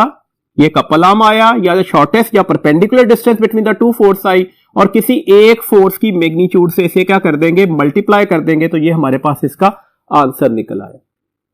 इसी क्वेश्चन में लिटिल बिट वेरिएशन से चलते हैं। लेट्स सपोज हमारे पास ये एक रॉड है, इस रॉड की ये लेंथ दे दी गई, that is taken as X. इस पर एक फोर्स इस तरह से लग रही है, एक फोर्स इस तरह से लग रही है, दोनों की मैग्नीट्यूड सेम, दोनों की डायरेक्शन अपोजिट, दोनों का लाइन ऑफ एक्शन डिफरेंट, तो ये कपल बना रही है। अब टॉर्क किसके बराबर होगा? देखें जी, अब टॉर्क कैलकुलेट करते हैं। अब torque due to that couple किसके बराबर होना चाहिए? अब परपेंडिकुलर डिस्टेंस क्या होगा? किसी एक लाइन ऑफ एक्शन से आपने दूसरी फोर्स के ऊपर परपेंडिकुलर ड्रॉप करना है, तो ये कपल आर्म है। Either this one is the couple arm. Theta के सामने वाली साइड क्या होती है? साइन कंपोनेंट की, तो एक्स साइन थीटा। ये वाली साइड क्या होगी? X cos theta. तो कपल आर्म या the perpendicular distance between the two forces क्या निकला? एक्स साइन थीटा या एक्स कॉस थीटा? तो x cos theta. This means that अब हमारे पास मोमेंट ऑफ कपल क्या हो जाएगा? दैट इज द शॉर्टेस्ट या perpendicular distance between the two forces which make a couple multiply by the magnitude of any one of the force. तो that's why angle की variation से ये questions change हो जाते हैं। तो दैट्स व्हाई आपने अच्छी तरह से फोकस करना होगा एंगल की वेरिएशन को। ये मैंने टॉर्क वाले टॉपिक में भी डिस्कस किया था, यहां पर भी डिस्कस कर रहा हूं। यहां पर कीवर्ड या ट्रैप यहीं पर होता है। अब चलिएगा जी एक क्वेश्चन पर। लेट्स सपोज आपसे ये कहा जाए कि ये एक रॉड है, इसकी लेंथ आपको दे दी गई, डेट इज 0.6 मीटर। इस पर एक फोर्स इस तरह से लग रही है 8 न्यूटन की, और एक फोर्स इस तरह से लग रही है 8 न्यूटन की। आप बता दें इस वक्त टॉर्क कितना प्रोड्यूस हो रहा होगा। देखें दो फोर्सेस हैं, मैग्नीट्यूड में इक्वल, डायरेक्शन में अपोजिट है, दोनों का लाइन ऑफ एक्शन भी सेम नहीं है, तो ये तो कपल बना रहे हैं। अब हमने मोमेंट ऑफ कपल की वैल्यूज लेनी है। टॉर्क ड्यू टू कपल किसके बराबर आएगा? तो किसके बराबर आना चाहिए? हमने कहा था शॉर्टेस्ट या परपेंडिकुलर डिस्टेंस किसके दरमियान? Between the two forces multiply by the magnitude of any one of the force, किसी एक फोर्स की मैग्नीट्यूड। तो शॉर्टेस्ट डिस्टेंस लेने का तरीकेकार क्या है? परपेंडिकुलर डिस्टेंस लेने का तरीकेकार क्या है? मैं बार बार बोल रहा हूं कि किसी एक ही लाइन ऑफ एक्शन से परपेंडिकुलर ड्रॉप कर दिया करे दूसरी फोर्स पर। ये एंगल 90 डिग्री होगा ना, परपेंडिकुलर ड्रॉप किया था। ये एंगल 60 होगा। कैसे 60 होगा? ऑल्टरनेट एंगल्स है ना, अगर ये 60 है तो ये भी हमारे पास क्या होगा? 60 डिग्री। ठीक है, तो 60 ये थीटा है, थीटा के सामने वाली साइड कौन सी होगी? साइन। तो डेट्स व्हाई ये वाली साइड की लेंथ हमारे पास किसके बराबर निकलेगी? एक्स जो 0.6 था into sine of that angle, और साइन ऑफ एंगल कितना था? 60। दिस मीन्स दैट हमारे पास द परपेंडिकुलर डिस्टेंस कितना निकला? 0.6 sine of 60 multiply by magnitude of any one force. तो किसी एक फोर्स की मैग्नीट्यूड कितनी थी? 8 न्यूटन। अब वैल्यूज कैलकुलेट कर दें। That is the 0.6 sine of 60 क्या होता है? 0.866 और ये 8 है। आप इसे मल्टीप्लाई करेंगे तो हमारे पास इसका आंसर आसानी से कैलकुलेट हो जाएगा। देखिए मैं 0.6 को 0.8 से मल्टीप्लाई करता हूं। जस्ट 0.6 को अगर मैं 0.8 से मल्टीप्लाई कर दूं तो 6 8 आर कितने होते हैं जी? 48। तो ये आंसर 0.48 आ जाएगा मल्टीप्लाई बाय 8। फिर इसे फर्दर मल्टीप्लाई करते हैं। 8 8 से मल्टीप्लाई हुआ 56, 8 4 से मल्टीप्लाई हुआ 32, और 5 थे 37, तो 1 2, तो ये 3.76 हमारे पास न्यूटन मीटर इसका आंसर निकल आएगा। तो कैलकुलेशन इस तरह से आप आसानी से कर सकते हो, ये कोई ज्यादा मुश्किल या टफ कैलकुलेशंस नहीं होगी। देखिएगा अगले पॉइंट पर आते हैं हमारे पास। Find the position of point P on meter rod if it is in equilibrium. अगर मीटर रॉड इक्विलिब्रियम में है तो आपने बताना है पॉइंट P की पोजीशन क्या होगी। आपके पास पॉइंट आउट कर दिया गया, ये 0 है, ये 50 सेंटीमीटर है, ये पॉइंट P की पोजीशन है। इधर कितनी फोर्स लग रही है? 5 न्यूटन। इधर कितनी फोर्स लग रही है? 10 न्यूटन। अब ये मोमेंट ऑफ कपल या टॉर्क ड्यू टू कपल का केस नहीं है, दोनों फोर्सेस सेम डायरेक्शन में लग रही हैं, तो डेट्स है यहां पर आपको नजर आ रहा है कि ये कौन सा टॉर्क प्रोड्यूस कर रही होगी, एंटी क्लॉकवाइज। ये कौन सा टॉर्क प्रोड्यूस कर रही होगी, क्लॉकवाइज। सम ऑफ टॉर्क इसके बराबर निकलना चाहिए जीरो के, और सम ऑफ टॉर्क कब जीरो होगा, जब एंटी क्लॉकवाइज टॉर्क किसके बराबर निकलेगा, क्लॉकवाइज टॉर्क के, फिर इक्विलिब्रियम में होगा ना। तो आप कैलकुलेशंस कर दें। आप देखें यहां पर हमारे पास फोर्स और ये मोमेंट आर्म डायरेक्टली दिया ही मोमेंट आर्म हुआ है। फोर्स कितनी लग रही है 5, मोमेंट आर्म कितना है 50 सेंटीमीटर। फोर्स कितनी लग रही है 10, मोमेंट आर्म कितना है, यही तो कैलकुलेट करना था। That is let's suppose x, तो आप इसे x से मल्टीप्लाई कर दें। दिस मीन्स दैट ये 250 10x के बराबर आ जाएगा। दिस मीन्स दैट x किसके बराबर आ जाएगा 25 सेंटीमीटर। तो फौरन से पहले स्टूडेंट 25 सेंटीमीटर को 25 सेंटीमीटर वाली ऑप्शन को टिक कर देंगे। गलत हो गया। कैसे जी, हमसे कहा गया था पॉइंट P की पोजीशन बतानी है, ये डिस्टेंस निकला 25 सेंटीमीटर, ये 50 सेंटीमीटर है, इसमें 25 सेंटीमीटर ऐड करते हैं तो पॉइंट P की लोकेशन बता सकते हैं। तो ये कहां पर लाई कर रहा होगा 75 सेंटीमीटर पर। कैसे लिया, 50 सेंटीमीटर का डिस्टेंस तो ये मौजूद था, साथ में ये x ऐड करना था। x की वैल्यूज कितनी निकली थी 25 सेंटीमीटर, तो 50 प्लस 25 सेंटीमीटर कितने निकले 75 सेंटीमीटर। नेक्स्ट देखिएगा जी, हमारे पास एक क्वेश्चन है, find the value of x। आपने x की वैल्यूज कैलकुलेट करनी है। अगर ये हमारे पास जो रॉड है वो इक्विलिब्रियम में हो, कंडीशन है कि रॉड इक्विलिब्रियम में है, इसका मतलब है ये एंटी क्लॉकवाइज टॉर्क किससे कैंसिल होना चाहिए, क्लॉकवाइज टॉर्क से। This means that sum of torque zero होगा। सम ऑफ टॉर्क कब जीरो होगा, जब एंटी क्लॉकवाइज टॉर्क किसके बराबर निकलेगा, क्लॉकवाइज टॉर्क के। करने का तरीकेकार क्या होगा, टॉर्क लेने का तरीकेकार क्या होता है जी, RF। RF क्यों ले रहे हैं, साइन एंगल क्यों नहीं ले रहे, नजर आ रहा है कि ये एंगल 90 डिग्री बन रहा है। तो डेट्स है हमारे पास 60 और डिस्टेंस कितना था 10। क्लॉकवाइज टॉर्क फोर्स कितनी लग रही है 30 और ये डिस्टेंस ही मालूम करना चाह रहे थे। सिमिलरली आपसे ये डिस्टेंस दिया जा सकता था, लेट्स सपोज ये 5 मीटर है, आपसे ये फोर्स कैलकुलेट करवाई जा सकती है। कोई एक चीज अननोन करवाकर उसे कैलकुलेट करवा सकते हैं। अब देखिएगा हमारे पास अब एक्सप्रेशन किसके बराबर आ गया, 30x is taken as 600। This means that x किसके बराबर आ जाएगा 600/30। तो x की वैल्यूज क्या आ गई, this one is the 20 metre. तो ये हमारे पास करेक्ट ऑप्शन होगी जी। अगला क्वेश्चन डिस्कस करते हैं जी। हमारे पास एक रॉड दिया गया जिसका वेट है 20 न्यूटन, इसके दो एंड्स के ऊपर फोर्सेस या कुछ वेट्स हैंग किए गए, यहां पर 50 न्यूटन है और ये डिस्टेंस दिया गया 1 मीटर, ये उसका पिवट पॉइंट है। आपसे क्वेश्चन ये पूछा जा रहा है कि अगर ये इक्विलिब्रियम में हो तो ये वाली फोर्स कितनी होगी, इक्विलिब्रियम में हो तो। अब ऑब्वियसली इक्विलिब्रियम कब होगा, जब समेशन टॉर्क इसके बराबर निकलेगा, समेशन टॉर्क 0 के बराबर निकलेगा। समेशन टॉर्क कब 0 हो सकता है, जब क्लॉकवाइज टॉर्क किसको कैंसिल करेगा, एंटी क्लॉकवाइज टॉर्क को। देखें ये वाली फोर्स कौन सा टॉर्क प्रोड्यूस कर रही है, क्लॉकवाइज। ये वाली फोर्स कौन सा टॉर्क प्रोड्यूस कर रही है, एंटी क्लॉकवाइज। गलती यही होती है स्टूडेंट से, इन दोनों को कैलकुलेट करना शुरू कर देते हैं, जबकि यहां पर वेट ऑफ रॉड भी मौजूद है और जो वेट ऑफ रॉड होगा वो एग्जैक्टली सेंटर ऑफ ग्रेविटी पर होगा। दैट्स से ये इसका वेट भी एक्ट कर रहा होगा 20 न्यूटन का। ये वाला डिस्टेंस कितना निकलेगा, टोटल रॉड की लेंथ क्या थी 4 मीटर, तो ये डिस्टेंस क्या निकलेगा 2 मीटर। ये डिस्टेंस भी कितना होगा 2 मीटर। दिस मीन्स दैट ये डिस्टेंस हुआ 1 मीटर। ये कौन सा टॉर्क प्रोड्यूस करेगा, ये भी क्लॉकवाइज टॉर्क प्रोड्यूस कर रहा होगा। तो अब हमने करना क्या होगा, एंटी क्लॉकवाइज टॉर्क को क्लॉकवाइज टॉर्क के बराबर करते हैं। तो anti clockwise torque should be taken as a clockwise torque। एक ही एंटी क्लॉकवाइज टॉर्क है, इसकी फोर्स को इसके मोमेंट आर्म से मल्टीप्लाई कर देते हैं तो गिवन ही मोमेंट आर्म है, that is 1 metre. Clockwise torque एक इस W की वजह से है, W का वैल्यूज क्या थी 20 न्यूटन, मोमेंट आर्म कितना है दैट इज 1 प्लस ये फोर्स कैलकुलेट करनी थी, इसका मोमेंट आर्म क्या है। देखिए ये total length of the rod क्या थी 4 मीटर, ये 4 से -1 कर दें तो ये वाली लेंथ हमारे पास कितनी हो जाती है 3 मीटर। तो डेट्स है ये इसका मोमेंट आर्म आ गया। अब देखिएगा यहां पर 50 हो गया, ये 20 मल्टीप्लाई बाय 1 क्या हो गया 20, ये इधर आकर माइनस होगा तो 50 - 20 3f के बराबर आ गया।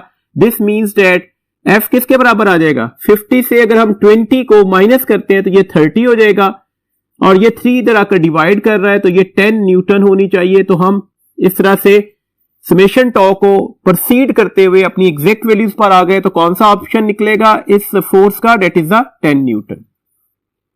इस तरह से एक और क्वेश्चन डिस्कस कर रहे हैं जिसमें लिटिल बिट वेरिएशन होगी। कहा गया कि एक आपके पास रॉड है, ये उसका सेंटर ऑफ ग्रेविटी पिवट है, यहां पर हमने W हैंग किया हुआ है 3 न्यूटन। इसके दो एक्सट्रीम एंड्स के ऊपर इस तरह से दो फोर्सेस लग रही हैं, one is the X and other is the Y। Distance is given है, that is 0.2 meter, this one is the 0.4 meter. आपने मालूम करना है अगर ये इक्विलिब्रियम में हो तो X और Y की वैल्यूज क्या होगी। अब देखिएगा पहले क्वेश्चन में सिर्फ एक फोर्स अननोन होती थी, अब दोनों फोर्सेज अननोन है, तो अब यहां पर दोनों कंडीशन ऑफ इक्विलिब्रियम लगानी पड़ेगी। पहले हम पहली कंडीशन ऑफ इक्विलिब्रियम लगाते हैं, that is the summation F is 0। Summation F is 0 का मतलब क्या है? अपवर्ड फोर्स किसके बराबर होगी? डाउनवर्ड फोर्स के। तो अपवर्ड फोर्स कितनी लग रही है? X plus Y। ये भी अपवर्ड थी, ये भी अपवर्ड है। डाउनवर्ड फोर्स कितनी लग रही है? That is W। तो डेट से पहली इंफॉर्मेशन में हमें पता लगा जो X प्लस Y है वो किसके इक्वल निकलेगा? 3 के। अब हम सेकंड कंडीशन ऑफ इक्विलिब्रियम को यूज करेंगे। सेकंड कंडीशन ऑफ इक्विलिब्रियम क्या होगी? Summation toe is 0। Summation toe is 0 मतलब टॉर्क जो होगा एंटी क्लॉकवाइज वो किसके इक्वल होना चाहिए? टॉर्क क्लॉकवाइज के। देखें ये Y कौन सा टॉर्क प्रोड्यूस कर रहा है? Anti clockwise. ये X कौन सा टॉर्क प्रोड्यूस कर रहा है?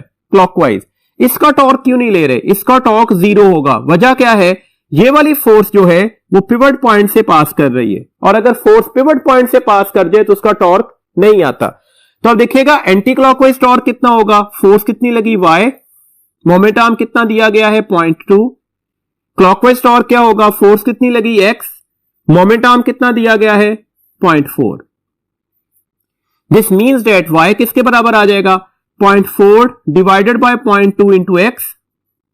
दिस मीन्स दैट ये किसके बराबर आ गया? 2x के। तो Y की वैल्यूज हमें पता लग गई 2x के बराबर है। ये वैल्यूज यहां पर लगा दें तो हमारे पास X, Y की जगह पर Y की वैल्यूज लगा दें, 2x is 3। This means that 3x किसके बराबर आ जाएगा? 3 के। इसका मतलब है X किसके बराबर आ गया? 1 न्यूटन के।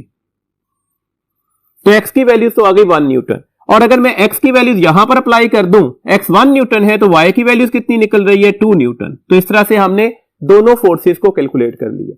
अब याद रखिएगा अगर हमारे पास दोनों फोर्सेस अननोन हो तो फिर बोथ कंडीशन यूज करते हुए हम अपने एग्जैक्ट आंसर पर जा सकते हैं। ये की पॉइंट था, इसको जरा जहन में रखना है जी। नेक्स्ट क्वेश्चन कुछ डिस्कस करते हैं जी।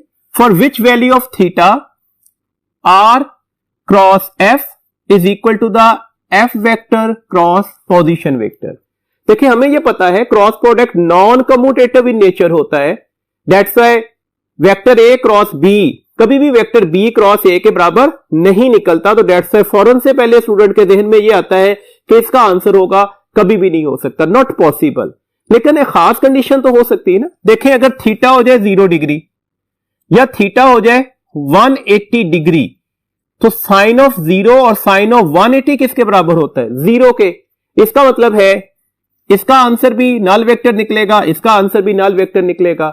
और आपको पता है नल वेक्टर की डायरेक्शन क्या होती है? ऑर्बिट्रेरी ली जाती है। तो दिस मींस दैट अब तो ये इक्वल हो गए। तो कब हमने कहा कि ये इक्वल हो सकते हैं? खास कंडीशन पर, जब एंगल 0 डिग्री बने R और F के दरमियान, या फिर एंगल कितना बने? 180 डिग्री। तो कौन सी ऑप्शन हमारे पास ठीक हो गई? Both A and B। Next question discuss करते हैं जी। 4 forces are acting on a circular object which can freely rotate about a point O as shown in the figure. The net torque about O is, आपने O के across, O के about net torque calculate करना है। देखें ये भी question मुश्किल नहीं है, जरा थोड़ा फोकस कीजिएगा। ये 10 न्यूटन फोर्स और इस 10 न्यूटन फोर्स को देखें, ये आपके पास पॉइंट O है। अगर मैं इसे इस साइड पर रोटेट करवाता हूं तो ये कौन सा टॉर्क प्रोड्यूस कर रहा है? क्लॉकवाइज। ये 10 न्यूटन फोर्स कौन सा टॉर्क प्रोड्यूस कर रही है? Anti clockwise. क्लॉकवाइज और एंटी क्लॉकवाइज टॉर्क की वैल्यूज भी सेम है, forces same, moment arm same. ये टोटल डायमीटर 2 मीटर है तो ये डिस्टेंस 1 मीटर होगा, तो ये डिस्टेंस भी क्या होगा 1 मीटर ही होगा। इसका मतलब है ये क्लॉकवाइज टॉर्क इस एंटी क्लॉकवाइज टॉर्क को तो क्या कर देगा, कैंसिल कर देगा। दिस मींस दैट ये दोनों फोर्सेस तो यहां पर टॉर्क प्रोड्यूस नहीं कर सकती, इन दोनों का टॉर्क क्या निकलेगा, 0 निकलेगा। तो दैट से आपने सिंपली इन दोनों के टॉर्क की वैल्यूज लेनी होगी। Both forces equal in magnitude है, अपोजिट इन डायरेक्शन है, लाइन ऑफ एक्शन दोनों का डिफरेंट है, तो ये कपल बना रही है। तो एक्चुअली आपने सिर्फ torque due to that couple ही कैलकुलेट करना होगा। क्या होता है जी, किसी एक फोर्स की magnitude multiply by the couple arm. किसी एक फोर्स की मैग्नीट्यूड कितनी है 20। कपल आर्म क्या होता है, द शॉर्टेस्ट और perpendicular distance between the two forces which makes the couple. अब देखें यही शॉर्टेस्ट या परपेंडिकुलर डिस्टेंस होगा।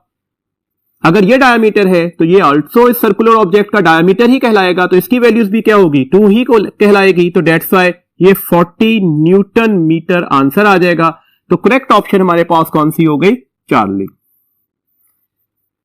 नेक्स्ट क्वेश्चन है जी, when the force is applied at the centre of a mass. Important point दिया गया, फोर्स जो है सेंटर ऑफ मैस पर लग रही है, इट विल प्रोड्यूस। देखिए याद रखिएगा, अगर फोर्स सेंटर ऑफ मैस पर लगे तो ये फोर्स रोटेशन प्रोड्यूस नहीं कर सकती। दिस मींस दैट अगर फोर्स सेंटर ऑफ मैस पर लगे तो ये सिर्फ और सिर्फ लीनियर मोशन ला सकती है। दिस मींस यहां पर कौन सा एक्सेलेरेशन आएगा, रोटेशनल एक्सेलेरेशन आएगा या ट्रांसलेशनल एक्सेलेरेशन आएगा। जब ये रोटेशन प्रोड्यूस ही नहीं कर सकती तो रोटेशनल एक्सेलेरेशन तो नहीं होगा। इसका मतलब हुआ कि अगर फोर्स सेंटर ऑफ मैस पर लग रही है तो इसकी वजह से आने वाला एक्सेलेरेशन सिर्फ और सिर्फ कौन सा होता है, ट्रांसलेशनल एक्सेलेरेशन ओनली। जी अब हम कुछ पास्ट पेपर्स के एमसीक्यूज डिस्कस कर रहे हैं। हम देखना चाह रहे हैं कि इस टॉपिक में से लास्ट ईयर के पेपर्स में से कैसे क्वेश्चंस पूछे जाते हैं। अब देखिएगा हमारे पास पहला क्वेश्चन है, if we double the moment arm the value of the torque becomes. आपने बताना है कि वैल्यू ऑफ टॉर्क क्या हो जाएगा अगर हम मोमेंट आर्म को डबल कर दें। देखिए हम मैग्नीट्यूड ऑफ टॉर्क का फॉर्मूला लिखा है, that is the moment arm multiply by the force. इसका मतलब है मोमेंट आर्म और फोर्स में कौन सा रिलेशन है, डायरेक्ट। अगर मोमेंट आर्म, इसका मतलब है मोमेंट आर्म और टॉर्क में कौन सा रिलेशन है, डायरेक्ट। अगर मोमेंट आर्म टॉर्क के डायरेक्ट रिलेशन के साथ है, दिस मींस दैट कि मोमेंट आर्म को डबल करने से टॉर्क भी क्या हो जाएगा, डबल ही हो जाएगा। तो अगर मोमेंट आर्म को डबल करते हैं तो टॉर्क भी कितने टाइम बढ़ चुका होगा, 2 टाइम्स बढ़ चुका होगा। तो करेक्ट ऑप्शन हमारे पास कौन सी हो गई, चार्ली। नेक्स्ट क्वेश्चन है जी, a bar of length L pivot at O is acted by a force F at an angle theta with vertical line। Clear रखिए, ध्यान में रखिएगा कि ये जो एंगल है ना, ये फोर्स का वर्टिकल लाइन के साथ बना हुआ है as shown in the figure. What is the moment of force. Moment of force का मतलब एक्चुअली आपने टॉर्क ही लेना होगा। अब देखिएगा फिगर, ये आपके पास एक रॉड दिया गया है जिसकी लेंथ L है, इस पर ये फोर्स F लग रही है और ये फोर्स जो वर्टिकल लाइन के साथ एंगल बना रही है दैट इज द थीटा। हमने कैलकुलेट क्या करना है, मोमेंट ऑफ फोर्स या टॉर्क क्या होगा। अब देखिएगा हमें करना क्या होगा, इस फोर्स के कंपोनेंट्स बनाने पड़ेंगे। आपको नजर आ रहा है एक फोर्स का ये कंपोनेंट बनेगा और एक फोर्स का कंपोनेंट ये बन रहा है। ये फोर्स का कंपोनेंट थीटा के सामने वाला, इस टॉपिक में हम बार बार डिस्कस कर रहे हैं, वो साइन कंपोनेंट होगा तो F साइन थीटा हो गया, जबकि ये वाला कंपोनेंट क्या होगा, F कॉस थीटा। अब आपको वाज़ेह तौर पर नजर आ रहा है कि इस लाइन के, इस रॉड की लेंथ के ये F साइन थीटा पैरेलल है। दैट्स व्हाई इसका तो टॉर्क नहीं आ सकता, पॉसिबल नहीं है। इसका टॉर्क किसके बराबर हो जाएगा, 0 के। क्यों, क्योंकि F साइन थीटा और OP की लेंथ या लेंथ जो है वो पैरेलल हो गई है। अब आपको यह भी नजर आ रहा है कि अब ये हमारे पास परपेंडिकुलर फोर्स है F कॉस थीटा, बिकॉज अब ये मोमेंट आर्म बन गया और ये फोर्स उसके साथ क्या होगी, परपेंडिकुलर।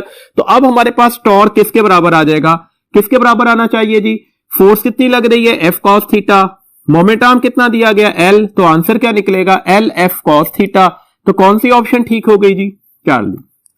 ऐसे क्वेश्चन में जरा ध्यान में रखा करें कि आप ऐसे क्वेश्चन में पहले तो फोकस किया करें कि हमारे पास किस एंगल में बात की जा रही है। एंगल थीटा दिया गया था तो डेट से आप थीटा पर फोकस करके अपनी ऑप्शंस को कैलकुलेट कर सकते थे। देखें ना, अगर इसी क्वेश्चन में यह कहा जाता कि इस लाइन के साथ ये एंगल अल्फा बन रहा है, तो अब टॉर्क की वैल्यूज क्या होगी? तो अब तो जो हमारे पास बेसिक से रिलेशन है ना, हमने अब टॉर्क कैसे कैलकुलेट करते हैं? अब कौन सी फोर्स का टॉर्क आएगा? F sine of alpha. देखिए मैंने साइन ऑफ थीटा नहीं लिखा, F sine of alpha, because अब ये वाला component F sine of alpha बनेगा ना, और इसके साथ आप इसे किससे मल्टीप्लाई करेंगे? मोमेंट आर्म से, तो अब आंसर ये निकल आएगा। तो डेट्स वाई कंफ्यूज होने की जरूरत नहीं है, सिर्फ फोकस ये करना होगा कि किस एंगल के टर्म में ऑप्शंस दी गई हैं, उसी एंगल के अकॉर्डिंगली अपनी आप करेक्ट ऑप्शंस पर आ सकते हैं। जी एक और क्वेश्चन डिस्कस करते हैं। क्वेश्चन है the ratio of moment of inertia of two objects A and B is 2:3। Which of the following is the ratio of torques A and B respectively if both are being rotated with constant angular acceleration? Angular acceleration को alpha बोलते हैं, और आपको condition दे दी गई alpha जो है वो कांस्टेंट है। देखें आप एक ऐसा रिलेशन लिखें जो टॉर्क, मोमेंट ऑफ इनर्शिया और एंगुलर एक्सेलेरेशन के दरमियान कोई रिलेशन बना रहा हो। तो tau is equal to the I alpha. आपसे कहा गया अल्फा कांस्टेंट है, अगर अल्फा कांस्टेंट है तो टॉ और आई में कौन सा रिलेशन निकलेगा? डायरेक्ट रिलेशन निकलेगा। दिस मींस दैट जो मोमेंट ऑफ इनर्शिया की रेशियो होगी वही रेशियो किसके दरमियान आनी चाहिए? टॉर्क्स के दरमियान। मोमेंट ऑफ इनर्शिया की रेशियो क्या थी? 2:3। तो टॉर्क की रेशियो भी क्या होगी? That is also the 2:3। तो हमारे पास करेक्ट ऑप्शन कौन सी हो जाएगी? थीटा। जो कुछ आज हमने पढ़ा, इन तमाम कॉन्सेप्ट्स, तमाम फॉर्मूलाज को अच्छी तरह से प्रैक्टिस कीजिएगा, और प्रैक्टिस के लिए आपके पास स्टेप की वर्कशीट अवेलेबल है ताकि आप इन क्वेश्चंस को आसानी से सॉल्व कर सकें। अपना बहुत ख्याल रखिएगा। अल्लाह हाफिज।